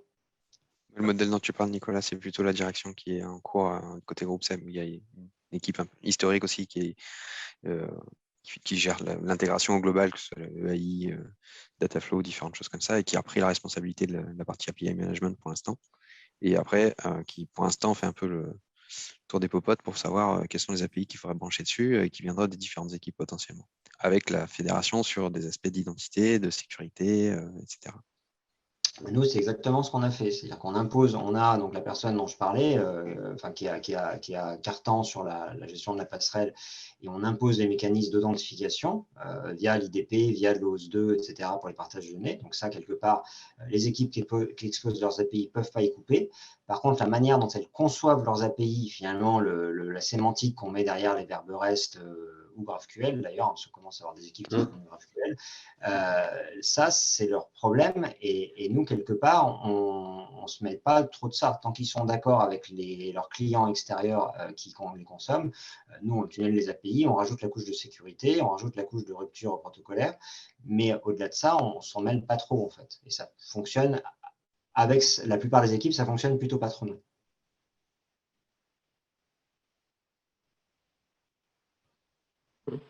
Donc, finalement, un enjeu de réflexion de la cohérence et de la transversalité de tout ça. Si on laisse l'autonomie sur du point à point, c'est bon. Si on rajoute d'autres principes que la sécurité, mais le principe de rationalisation du portefeuille d'API, finalement, alors on a un vrai travail d'architecture à faire, si je comprends bien, si je suis l'idée.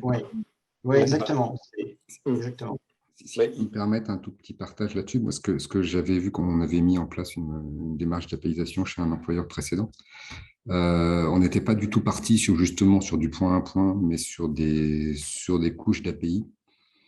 Et on avait une gouvernance assez particulière, puisque en gros, les développeurs des différents systèmes étaient responsables de concevoir des API qui exposaient leurs données.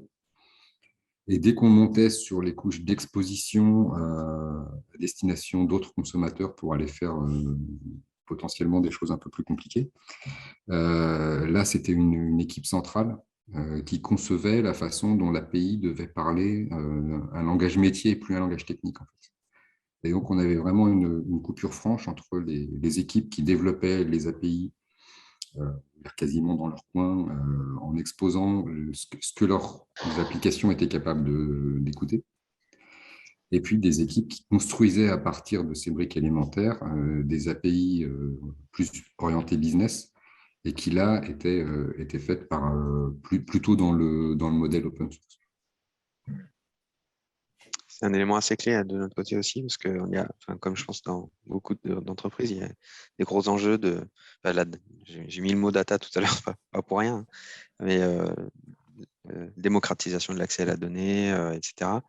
Quand on parle de gouvernance, là on parle juste de gouvernance au niveau des API, mais si on parle plus largement de gouvernance de données au global, au niveau du SI, et qu'on n'est plus juste en train de faire que de l'intégration applicative, mais qu'on se dit qu'on veut maîtriser les données qui passent sur l'USI, quelles sont leurs définitions, et du coup avoir cette vision au niveau des objets métiers de manière assez large, probablement que l'API Manager et les API Gateway sont un des moyens qui vont permettre d'implémenter des éléments de cette gouvernance, et donc effectivement les définitions des objets métiers, les schémas, et qui vont driver derrière les définitions des API qui sont derrière. Donc ça peut être aussi beaucoup influencé selon la maturité de la gouvernance de données, de la nécessité ou pas dans certaines structures et dans certaines entreprises de faciliter l'accès à la donnée plus que de faciliter l'intégration des applications. Je me permets juste de rebondir sur un tout petit point. Alors, la difficulté de la gouvernance de la donnée versus API, c'est que la gouvernance de la donnée, on veut modéliser bien proprement ces données. On n'a jamais vraiment fait, mais j'imagine que c'est ça un peu l'idée, en tout cas de ce que j'ai pu en voir. Versus l'API en elle-même, en fait, le premier client de l'API, c'est le développeur. Et le développeur qui vient d'arriver, qui ne connaît pas le métier de l'entreprise qui est très spécifique, pas très connu du grand public, il faut lui faire simple. Et donc, on ne va pas forcément avoir 5 imbrications. Et puis, peut-être que certains verbiages métiers seront traduits en verbiage compréhensible de développeurs. En tout cas, c'est des principes qui sont partagés. Après, voilà, à moduler en fonction des besoins. Ça reste un ensemble de, c'est un ensemble de personnes à aligner parce que si tu restes sur le premier des clients, c'est le développeur. Le premier client du développeur, ça reste le métier. Oui. Donc en fait, il faut aligner un nombre de personnes qui ne partagent pas les mêmes concepts, les mêmes vocables, les mêmes pratiques. C'est ça qui est en train de se diffuser de plus en plus. Pour reprendre les mots de Julien, pour moi, c'est l'enjeu de gouvernance au global, c'est faire en sorte que le métier se réapproprie le contenu qu'il a dans ces différents SI. Et ça, je pense qu'on sort. Julien, tu dois, comme moi, sortir là-dessus, de ce que je comprends. Et pour le coup, l'API est un des filtres, en fait. C'est un des concepts qui consomme. Donc, quand on traite des traitements, on cherche à modéliser les traitements, pas que les modèles. Et finalement, l'enjeu de gouvernance, c'est peut-être faire en sorte que les flux qui sont au sein du SI, en termes de data, donc le lineage technique d'une data correspond au lineage de l'objet côté métier. Et dans les deux sens, il y a énormément de remodélisation, parce que tout change tout le temps. On l'a dit en intro, il y a de la transformation dans tous les sens. Et ces modèles-là sont loin d'être évidents à maintenir. C'est ce qui rajoute de la complexité, je pense. Il y a un point, Olivier, en complément, c'est que les API, c'est bien sûr des expositions de données, mais c'est aussi des transactions qui s'appuient sur différentes données. Et il y a parfois des API, donc bien sûr basiques, qui exposent des données de différents systèmes de façon agnostique pour simplifier l'accès aux données à des tiers, peu importe lesquels. Et puis, il y a tout ce qu'on va construire avec ces briques de Lego unitaire, avec des services à plus forte valeur ajoutée, qui vont orchestrer des appels, qui vont faire du reuse finalement d'API un peu plus basiques, et qui vont créer des interfaces à plus forte valeur ajoutée, mais peut-être un peu moins réutilisables. Et donc, il y a ça aussi qu'il faut distinguer, c'est qu'il y a plusieurs niveaux d'API, et que les API, c'est avant tout pour simplifier les échanges, augmenter le reuse, donc le time to market de nouveaux services. Et puis, il y a également à garder en considération le fait que derrière une API, on expose des services sous-jacents qui ont été développés dans différentes technologies. Donc, on a un millefeuille technologique parfois très différent qui se cache derrière chaque API, que ce soit une exposition data ou une transaction. Et une des grandes difficultés, c'est d'arriver à sécuriser la performance de tout ça, parce qu'il y a des notions de scalability dans le temps en fonction des usages. Et l'équipe qui fait les API n'est pas l'équipe qui a modélisé les services sous-jacents derrière. Donc, il y a un vrai enjeu de maîtrise. Finalement, ce n'est pas juste exposer un service existant, c'est bien, mais si on ne sait pas comment il est foutu derrière, on aura du mal à s'engager sur du SLA et on aura du mal à sécuriser un support proactif ou réactif. C'est pour ça que c'est un peu plus compliqué que de se dire je passe simplement une surcouche d'exposition sécurisée. C'est aussi une réflexion plus globale qui va impliquer des gens qui ne sont pas dans l'API team, bien au-delà, pour sécuriser on va dire un service end-to-end. C'était bien mon point tout à l'heure sur le modèle de gouvernance et le run, de dire effectivement on multiplie les interlocuteurs et quand on est sur le papier ça marche bien et quand on passe dans la vraie vie on tombe exactement dans ce que tu dis. Ouais. Et c'est dur, ne serait-ce que de poser un SLA. Vous avez mettons que vous vendez du produit blanc avec des API, mais il y a un moment, votre client il va vous demander de s'engager sur un SLA, avec ou sans pénalité, mais au moins un SLA qui donne un cadre de suivi qualité du service. Et c'est compliqué d'initialiser le SLA. Il y a plein de choses à clarifier entre la notion de disponibilité. Tout le monde n'a pas la même sensibilité sur ce que c'est qu'un service disponible, et sur la performance aussi, et sur la cohérence fonctionnelle du service. Ce sont trois notions clés qui sont très difficiles à mesurer. Alors, certaines plus faciles que d'autres, mais on n'a pas tous les mêmes sensibilités. Donc, il faut poser un cadre, on va dire, sémantique, puis après, il faut l'outiller derrière. Ça, c'est la deuxième difficulté, aller trouver les données pour que ça se produise, que ça remonte automatiquement. Puis après, il faut le partager. Comment est-ce qu'on partage ces métriques? Qu'est-ce qu'on partage? est-ce qu'on partage réellement tous les dysfonctionnements qu'on a détectés à l'ensemble des clients ou est-ce qu'on attend qu'ils gueulent pour dire « Ah oui, en effet, il y a bien un problème et celui-là, on l'enregistre dans le cadre du SLA ». Ce n'est pas simple du tout. Là, pour le coup, les plateformes d'API management que je connais offrent justement des choses vraiment sympas pour voir le niveau de service. On arrive à avoir à la fois des taux de dispo, à la fois des temps de réponse moyens, des temps de réponse crête, etc. Pour le coup, l'API management aide beaucoup là-dessus. Ouais, sur le monitoring et sur la supervision, c'est sûr qu'il y a les outils apportent beaucoup d'éléments. Ouais. Oui, mais il va aider par rapport à la réalité des consommations. Mais le problème, c'est que des fois, si on veut faire du préventif, du proactif, avant que les problèmes arrivent, il y a parfois d'autres mesures à mettre en complément du monitoring standard des API managers. Je pense à des espèces de heartbeat, de battements de cœur où on va tester en conditions partenaires, donc en conditions consommateurs, faire une sorte de polling où on va tester toute une batterie d'API à fréquence régulière pour s'assurer de leur bon fonctionnement vu de l'extérieur. Parce que vu de l'intérieur, ça peut marcher, vu de l'extérieur, ça peut ne pas marcher. Ouais. Je te rejoins parfaitement sur ne serait-ce que sur l'engagement et puis la définition des limites au départ. Hein. Ouais. Souvent, dès qu'on on expose un peu les fonctionnalités d'un API manager, ça devient quelque chose de magique sur lequel, dès qu'on fait des archis, après on se dit c'est facile, ça, on va le chercher, on le fait passer par l'API manager. Donc, ok, ça c'est acté. Et par contre, le système qui est derrière, est-ce qu'il supporte, quelle est sa limite, quelle est la limite qu'il va falloir configurer au niveau de l'API manager pour éviter de faire tomber le système qui est derrière. Toutes ces questions-là, elles ne viennent pas forcément à premier abord. Et c'est ça pour moi un peu les challenges au niveau du run. On a pu avoir des exemples où on expose des API avec des ERP SAP qui sont hyper critiques et on se dit on va mettre l'API manager au milieu parce qu'il y a du cache, parce qu'il y a des choses. Ok, bon, tout ça c'est des réponses technologiques qui apportent des éléments plus ou moins pertinents suivant les cas. Et c'est pas pour autant qu'il ne faut pas s'occuper d'un seul coup du service qui est derrière, qui lui va vraiment rendre les choses et donner les données, quoi. Et il peut y avoir un dévoiement progressif des usages, c'est-à-dire on peut avoir une API qui est par exemple conçue pour un usage synchrone, avec une volumétrie raisonnable du coup, et puis si on ne bride pas certaines choses avec des quotas ou autres, on peut se retrouver avec des partenaires qui vous plantent la plateforme parce qu'ils vont lancer un appel synchrone un peu en mode batch avec une volumétrie du coup délirante qui fait que la plateforme elle va tomber ou en tout cas elle va être fortement impactée et ça va impacter l'ensemble des partenaires à moins qu'on ait mis en place des architectures qui segmentent par partenaire, on va dire, les capacités d'infra, mais ce n'est pas évident du tout à mettre en place ce genre de choses. Donc, oui, et tout le monde n'a pas ça en tête aussi. C'est-à-dire qu'à notre niveau, on est autant producteur, je veux dire, autant on peut exposer des API, autant on en est beaucoup clients, et notamment sur la construction des data lakes, on va chercher des données sur des sites e-commerce critiques, etc. Et le fait de dire, il y a des API, donc du coup, on peut aller chercher les commandes, par exemple. Est-ce que c'est des API transactionnelles? Est-ce que c'est des API bulk qui sont faites pour faire de la grosse volumétrie?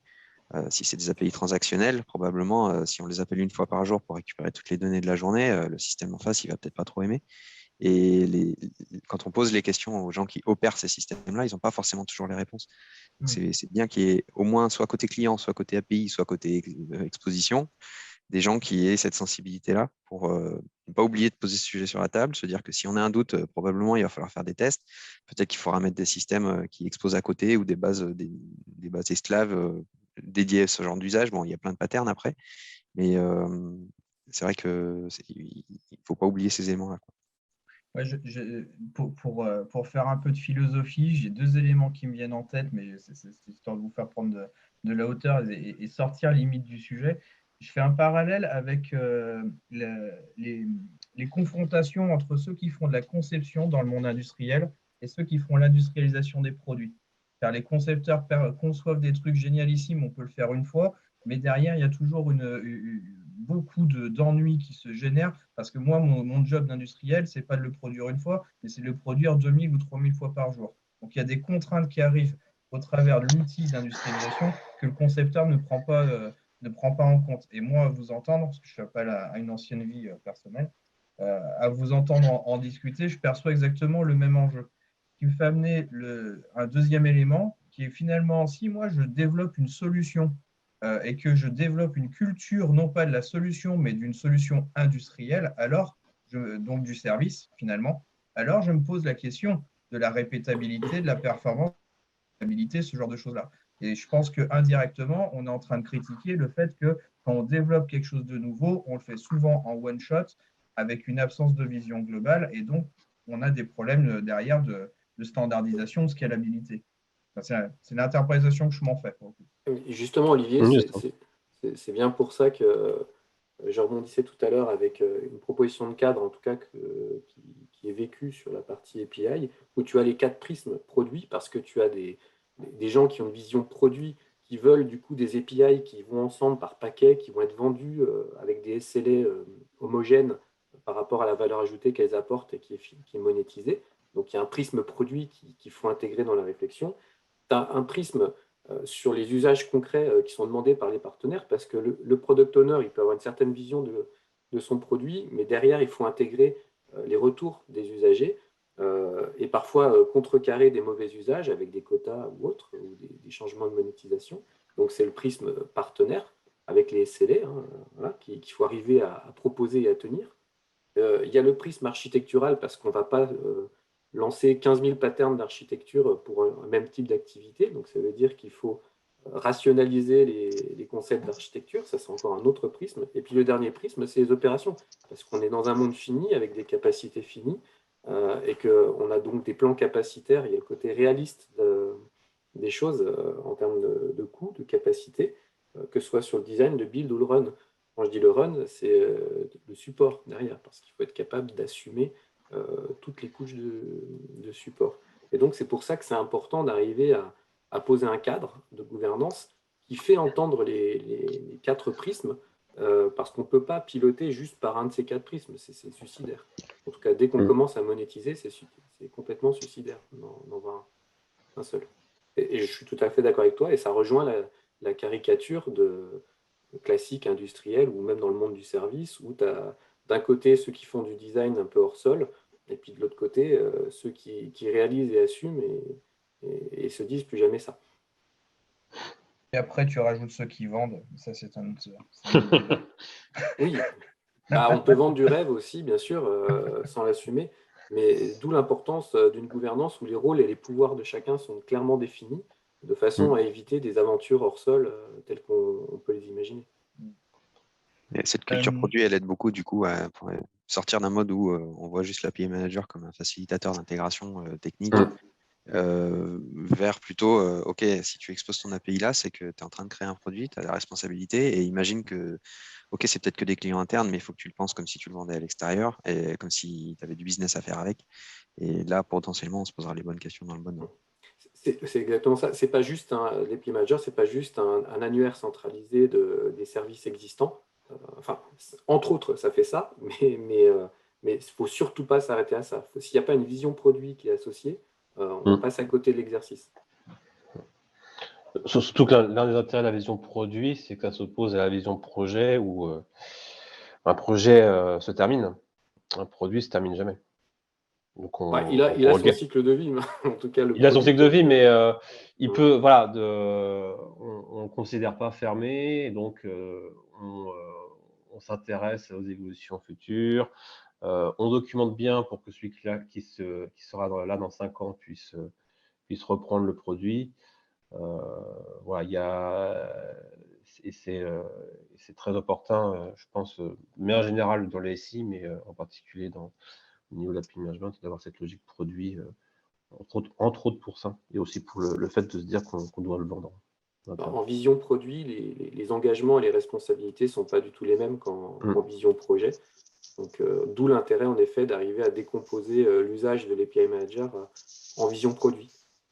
Et en pensant toujours à l'étape d'après, c'est-à-dire, il y a des entreprises qui peuvent faire des API dans un premier temps uniquement parce qu'ils sont dans un contexte réglementaire qui leur impose de faire de l'open data, par exemple, et que c'est le moyen pour eux d'exposer l'open data. OK, super, mais peut-être que dans 2 ans, ils auront envie de passer dans un mode où ils vont, on va dire, être plus efficaces en mode entreprise intégrée avec un ensemble de filiales du groupe, mais ça reste toujours interne. Et puis un peu plus tard, ils vont se dire, tiens, on a des assets intéressants sur lesquels on a capitalisé pendant des années, et finalement, on pourrait peut-être monétiser l'usage, ouvrir ces assets et créer des nouvelles sources de revenus avec ces assets, qui peuvent être des assets fonctionnels, logiciels, ou des bases de données qui sont construites par les usages des activités au quotidien. Et ça, c'est un troisième niveau. Et je pense qu'il faut juste à chaque fois penser à l'étape d'après pour poser les bons principes d'architecture. C'est juste ça. En plus, cette vision monétisation, même si elle est interne et qu'en fait, il n'y a pas de monétisation réelle, ça va aussi amener beaucoup de clés sur l'aspect TCO, parce que comme beaucoup d'assets un peu transverses, ça ne va pas forcément être évident de savoir à qui appartiennent, qui consomme le plus et comment il faut répartir les coûts de cette plateforme au final, typiquement. Et du coup, cette approche-là nous amènera certainement à aller chercher les indicateurs de monitoring qui vont bien et puis probablement des clés de répartition qui alimenteront une démarche TCO. 100% d'accord, par contre, je ne l'ai jamais vu, sur le principe, 100% d'accord, mais je n'ai pas encore vu de clients suffisamment matures pour accepter les clés de répartition avec on va dire, les inputs de l'API Manager. Ça viendra certainement, mais je ne l'ai pas encore constaté. Je sais pas si c'est pour ça que ce groupe s'appelle Architecture et Innovation. C'est qu'on touche des sujets qui sont en devenir. Non, mais c'est ce que dit Julien, je suis tout à fait d'accord. Enfin, c'est vrai, c'est une évidence organisationnelle qu'on se dise, ça devrait être déjà le cas depuis 10 ans. Mais en fait, sur le terrain, je ne vois pas. Ça continue à être la guerre annuelle de qui paye quoi dans le système d'information, alors en supposant que l'ensemble des capacités, parce qu'il faut aussi, c'est une question de couverture après des API, si on couvre qu'un petit périmètre, ça va être compliqué de faire un calcul un peu hybride, mais en supposant qu'un jour, on expose toutes les capacités métiers portées par la DSI sous forme d'API, je serais curieux de voir des entreprises qui acceptent de négocier leur budget annuel de la SI du SI avec les métiers en s'appuyant sur les métriques de l'API Manager. Mais ça montre qu'on n'a pas forcément le niveau de maturité pour passer sur cette vision produit-là. Ce que je veux dire, c'est que si on se place, non pas en tant qu'interne, mais en tant que fournisseur de services d'une plateforme SaaS qui expose ses API et qui les monétise, il n'y a pas le choix. Ces gens-là ont passé ce cap et ils sont capables de maîtriser parfaitement le TCO parce que c'est comme ça qu'ils survivent, sinon il n'y a pas de business. Donc, ce n'est pas totalement impossible. C'est juste que dans les organisations en interne sur nos DSI, c'est probablement pas encore arrivé. Non, parce qu'on voit encore les DSI en centre de coût et pas en centre de profit. Mais un autre débat. On prend la masque, il est 11h43. Thomas, tu veux prendre encore quelques temps sur quelques messages importants selon toi? Quelques temps, juste je rebondis sur le dernier point et après on va voir. Moi, je fais de l'intégration depuis 2006. Quand il y a le gros projet qui arrive avec ces gros flux qui demandent une plateforme plus solide, plus costaud, j'ai à chaque fois, elle ne paye pas les licences en plus et ça va en plus. Je ne l'ai jamais vu. Voilà. Je ne demande que ça, moi, personnellement. Je trouverais ça plus sain, mais bon. Du coup, alors, on va peut-être... ce qui peut être intéressant, je ne sais pas si on peut gérer des votes dans Zoom, soit échanger sur les vendeurs, soit échanger sur les problématiques de modèles de déploiement. Est-ce qu'il y a une préférence? Moi, je suis intéressé par les modèles de déploiement. On se pose pas mal de questions justement là-dessus. Je suis intéressé aussi par les modèles de déploiement. Yes, ok, ça marche. Alors, juste pour introduire, d'abord par cette slide-là, alors ça se veut rien d'autre qu'une représentation éventuelle, potentielle du SI d'une entreprise. Il y a 2-3 messages derrière. Alors, il y a le premier message, on aura compris, l'API est au milieu, au centre. Mais l'API, effectivement, va relier des applications SaaS to SaaS, SaaS to Cloud, on-premise to SaaS, on-premise to Cloud, etc. etc. Donc déjà, on sent venir la problématique de déploiement. Ce qu'on voit, entre autres, là-dessus, au niveau des microservices, c'est que les projets en microservices vont selon l'architecture décidée, vont peut-être choisir une architecture en mode API pour échanger entre microservices. Et dans ce genre de cas de figure, les besoins exprimés par ce genre de projet, en fait, ne sont pas exactement les mêmes que ceux qu'on a pour un API management d'entreprise. Ils vont vouloir des API managers très légers, très performants, qui sont containerisables facilement, etc. Et du coup, on se retrouve en fait obligé d'avoir un autre API, en tout cas un autre techno d'API Gateway à minima. Et alors, ça peut être un problème, ça peut ne pas être un problème. Ça peut ne pas être un problème si on arrive à considérer que le projet microservice, il vit sa vie de son côté. Et donc, il gère son API à lui, ou l'API des microservices au sens large. Et puis, pour les relations avec l'extérieur, il passe par l'API d'entreprise, où là, on va respecter, entre autres, de manière plus resserrée, les conditions, les bonnes pratiques de modélisation. Voilà, donc ça, c'était les deux petits messages que je voulais donner.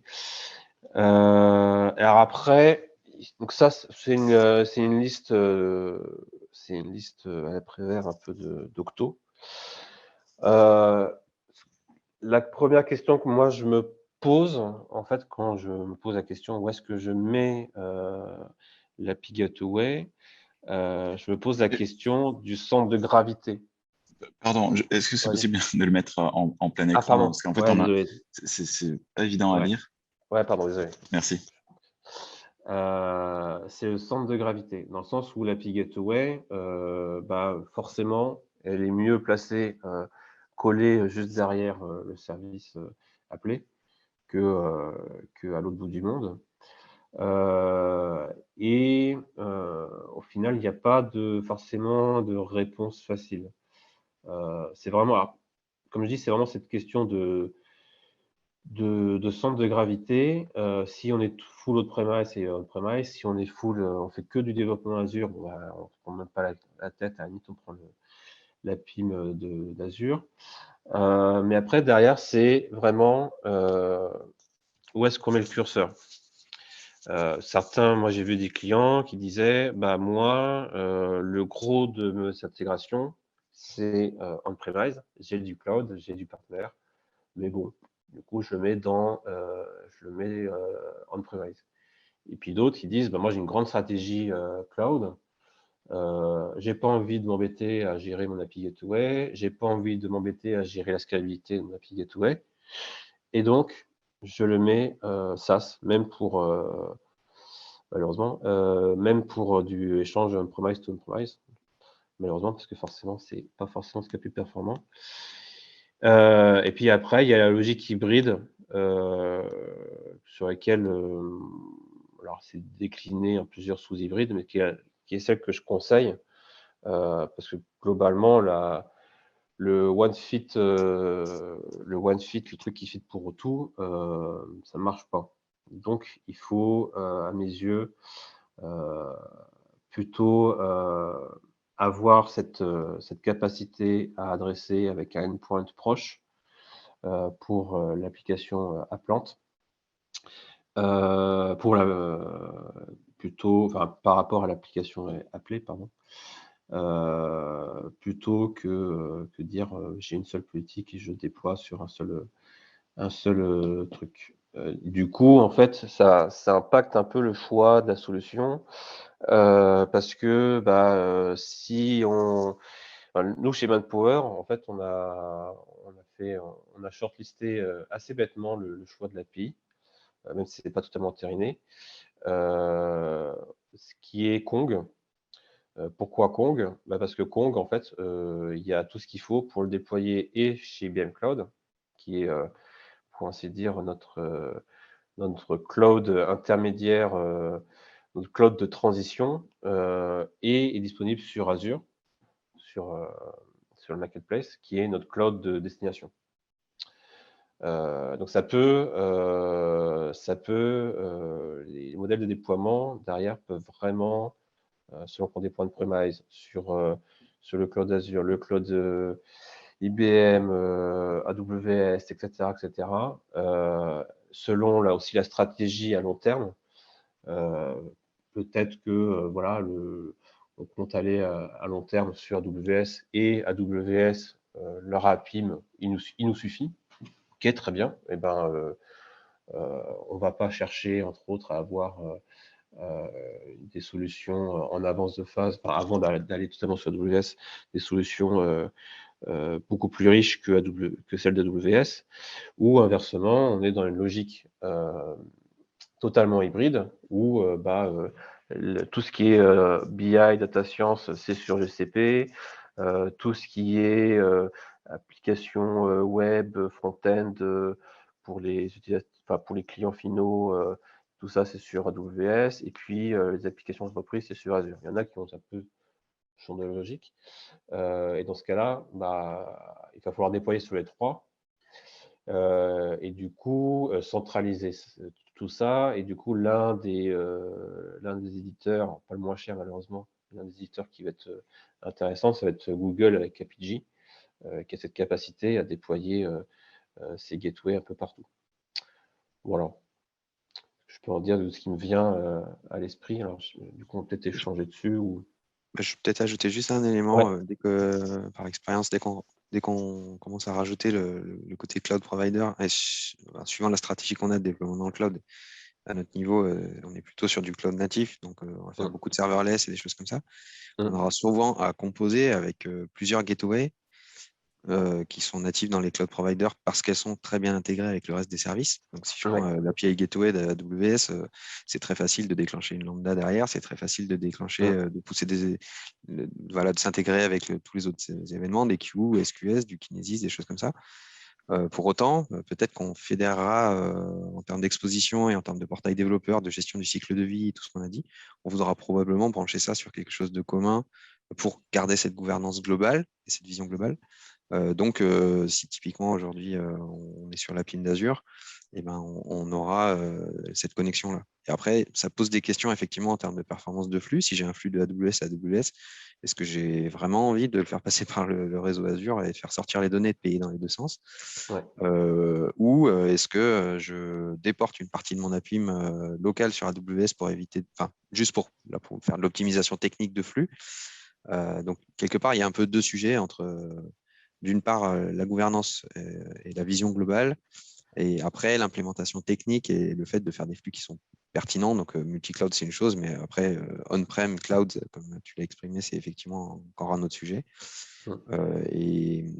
Mais voilà, si on commence à déployer en cloud native, on aura, à mon avis, probablement à composer avec plusieurs API Gateway, et après, peut-être le souhait de vouloir le fédérer pour bénéficier de ces intégrations natives de chaque cloud provider avec les restes de ses services.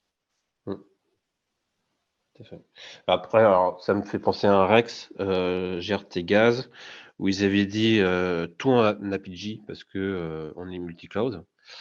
Et puis, moi, je travaillais sur un grand programme de transformation de SI où en fait, il fallait refaire toutes les applications.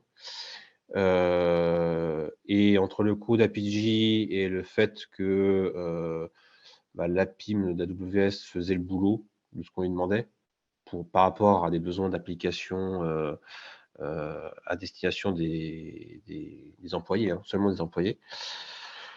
Modulo quelques exceptions. En gros, le fait que l'APIM de AWS était très facile et très pratique pour les développeurs, en fait, a fait que plus c'était moins cher, a fait que on a dit non, on fait plus d'Apigee sur le programme, on fait de l'AWS. Et le cas échéant, s'il y a besoin, c'est ce qui a été décidé, on fera Apigee AWS et le service derrière. La question public-privé, elle est importante aussi, typiquement pour certaines applications qu'on a eues, et notamment sur de l'hybride où on a un client côté Azure qui doit discuter avec une API côté AWS et que en fait, c'est un flux au niveau fonctionnel métier qui est privé. Il n'a aucune raison d'exposer sur Internet. Je ne sais pas si on a des éléments là-dessus, mais moi, je m'étais penché sur les différentes couches de sécurisation qu'on a au niveau des API. Privé, c'est un concept métier. Après, il y a des outils techniques qui permettent de sécuriser à différents niveaux des couches network, que ce soit monter des VPN, passer par des flux on-prem ou après faire des authentifications mutuelles, certificate, TLS, ou basé uniquement sur de l'eau haute. Bon, il y a plein de niveaux et il y a plein de solutions. Et du coup, je ne sais pas si on a des éléments là-dessus, mais c'est intéressant de savoir selon chaque solution technique qui a été mise en place à différents niveaux, à quel type de pattern c'est censé répondre, à quel type de problématique c'est censé répondre. Dans certains cas, plus le fait de rendre le flux privé ou de sécuriser, de s'assurer que le client est le bon ou de la gestion d'identité, etc. Mais ça fait beaucoup d'éléments et c'est vrai que quand on arrive pour se dire on veut faire une connexion qui est fonctionnellement privée de point à point et qui doit traverser peut-être Internet, la manière de la sécuriser, il y a beaucoup d'options sur la table et ce n'est pas toujours évident de choisir quelle est la solution la plus pertinente ou de toutes les choisir, mais au bout d'un moment, ça n'a plus tellement de sens. Ouais. Je ne me suis pas trop posé ce genre de questions ni mis en situation. Donc, je ne sais pas s'il y a quelqu'un qui a un réaction ou un avis. Moi, j'ai pas de Rex, pardon, j'ai pas de Rex ni d'avis, mais on est clairement dans cette problématique-là, puisque aujourd'hui, on a un API manager qui est en interne et donc on arrive bien à le gérer d'un point de vue métier, mais d'un point de vue technique, c'est du boulot, hein, tout simplement. Donc, on aimerait bien le sortir. Et pour autant, les architectures hybrides avec deux API managers, ça pose quand même beaucoup de questions. Enfin, faut enrôler. On l'a eu fait en fait. On avait un API manager en externe, un API manager en interne. Et donc, il faut enrôler 2 fois les API ou alors trouver ça fait des URL à rallonge, etc., etc. Ça pose vraiment des problèmes très très concrets pour les développeurs qui font que c'est vraiment pas idéal au quotidien. Donc là, on aurait plutôt idée effectivement d'avoir un API manager qu'on mette à l'extérieur et qui aille contacter le SI, la partie interne du SI, via des mécanismes type reverse proxy ou authentification TLS mutuelle. Oui. Mais du coup, je ne sais pas qu'est-ce qui est le mieux finalement, qu'est-ce qui est le recommandé dans l'industrie. Et je serais aussi intéressé par un retour là-dessus. Oui, j'avais alors c'est un petit Rex d'une étude qu'on a pu faire pour un client où justement on a étudié ces différents scénarios. Alors là, il y en a 6, c'est vraiment complet. Pour le coup, dans l'étude, il n'y en avait que 2 qui sont ressortis et qui étaient envisageables. Bon, d'une part par la taille du client. Là, on parle de double hybridation on-prem plus cloud ou on-prem plus SaaS ou cloud plus SaaS. Enfin, bon, ça, c'est comme je crois que c'est Olivier qui vient de le dire, c'est quand même assez conséquent. Là, on parlait d'une seule API manager. Voilà, on a regardé les scénarios on-prem ou cloud. Cloud public, hein, j'entends en mode pass avec cloud provider côté Azure. Et effectivement, ouais, c'est pas forcément évident, hein, toutes les contraintes qui rentrent en compte. Là, voilà, on a aussi les parties gouvernance dont on parlait avant. Voilà, c'est une réflexion globale et pas forcément que technique ou pas forcément que organisationnelle. Donc, les deux scénarios avaient leurs avantages et inconvénients. Et voilà, bon, pour l'instant, on en est là sur l'étude qu'on a fait. Mais c'est voilà, au client de faire mûrir cette réflexion et de voir en fait les avantages, inconvénients. On en parlait tout à l'heure, la sécurisation des flux, la partie finance que ça va générer, dire ouais, facturer les flux montants, descendants. Et puis l'intérêt aussi de dire bon, ce client a principalement des infrastructures on-prem. Pour le time to market, la partie cloud est intéressante, mais d'un autre côté, il n'a pas vraiment d'ambition cloud. Donc, est-ce que ça fait sens de délocaliser cette partie intégration dans le cloud juste pour faire des flux montants descendants, enfin monter pour aller appeler, puis redescendre pour agir? Bon, c'est architecturalement parlant, c'est pas forcément optimal, quoi. Ah oui, puis il y aura des émissions de SLA et puis de coûts derrière. Mais Oui, voilà, dans les bien deux sûr, sens, parce que bien sûr. typiquement, on prend l'API Manager. Alors, je ne veux pas dire de bêtises, mais il me semble que sur les offres, il y a plusieurs offres sur la PIM d'Azure, par exemple, entre celui-là. Oui. Et typiquement, si on fait juste des flux point à point en cloud, c'est une offre assez simple. Si on veut commencer à déporter soit dans une bulle AWS, soit on-prem, c'est tout de suite plus les mêmes tarifs. Oui. Donc effectivement, on va gagner certainement en cohérence au global. Après, il y aura forcément, moi je me pose tout de suite la question de me dire, OK, la partie qu'on a déportée on-prem, comment elle parle avec la partie côté Azure au niveau de la PIM, même si c'est un service qu'on achète, on imagine que c'est fait correctement, mais est-ce qu'il n'y a pas un point de failure quelque part? Est-ce que ça complexifie le modèle de run ou pas? Et en termes de responsabilité, de support, comment ça fonctionne? Voilà. C'est exactement ça. Hein. C'est exactement ces contraintes-là qu'on allait voir et qu'on a pu mettre en lumière et auquel le client doit être absolument conscient dans sa décision. Et dans un autre aspect, si on prend le scénario on-prem, dit bon, là on n'a plus de problématique de flux, de financement, de prix, de tarification un peu plus élastique. Mais par contre, voilà, il faut se donner les moyens d'avoir son APIM on-prem en termes de SLA. Voilà, il faut avoir un data center redondant. Enfin, il faut prévoir. Enfin, pas forcément nécessaire d'avoir un data center redondant, mais bon, après il faut assumer ces problématiques de haute disponibilité ou justement de basse disponibilité si jamais il y a des maintenances ou des problèmes réseau ou peu importe. Et puis une fois qu'on a ça, après, les éléments dont je parlais sur les différentes manières de chiffrer ou sécuriser, etc., ces différents patterns qui amènent à se poser les deux questions. Comment je fais discuter le client avec la PIM, c'est-à-dire comment la PIM expose l'API et c'est quoi les protocoles au milieu et comment c'est sécurisé. Et après, comment je sécurise le lien entre la PIM et le back-end, donc l'API, le service qui réellement expose l'API.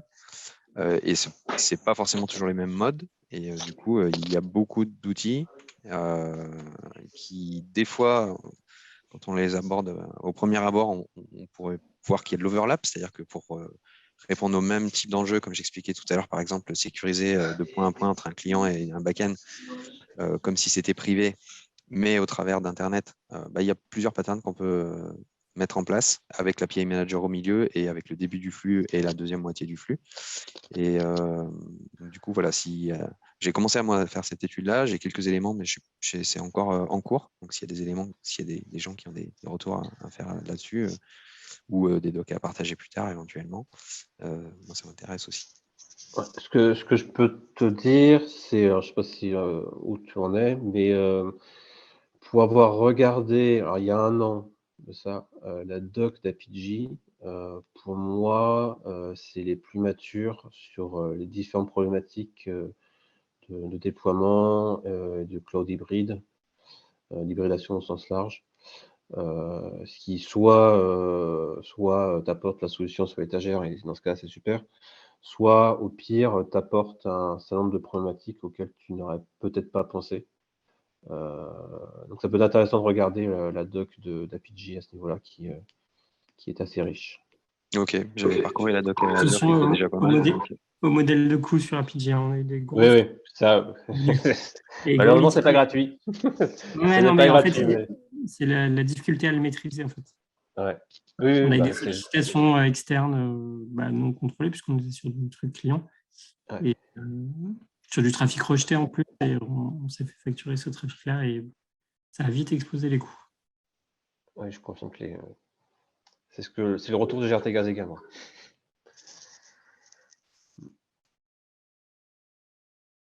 Okay. Pour alimenter la conclusion, j'ai initialisé sur la discussion. Si chacun peut écrire un point qu'il a particulièrement retenu sur un échange qui est particulièrement vif, intense en tout cas, il y a beaucoup d'éléments dans. Et il y a quand même pas mal d'interactions. Je suis content de ça, personnellement. Je pense qu'on a bien approfondi pas mal d'éléments, même s'il y a encore des questions. Ouais, j'inviterai chacun à pouvoir écrire un item clé sur le fil de discussion, pour le coup. Moi, ça m'intéresserait. Thomas, merci beaucoup, en tout cas, pour pour l'intervention. J'espère que tu as pris du plaisir. Oui, oui. J'espère aussi que chacun a pu aborder ses questionnements et a pu collecter des réponses. Moi, je pense qu'on a construit pas mal de questionnements intéressants. Il y a des problématiques qui étaient intéressantes, même si comme un peu à chaque sujet très intense, on est toujours un peu frustré de dire, mais finalement, il y en a encore derrière. Et c'est peut-être finalement la conclusion de retenir que c'est ça qui rend le truc passionnant, finalement, Thomas. Qu'est-ce que tu en dis? Bah oui, tout à fait. C'est que les sujets ne manquent pas et il faut toujours s'adapter aussi aux besoins de l'entreprise. Voilà.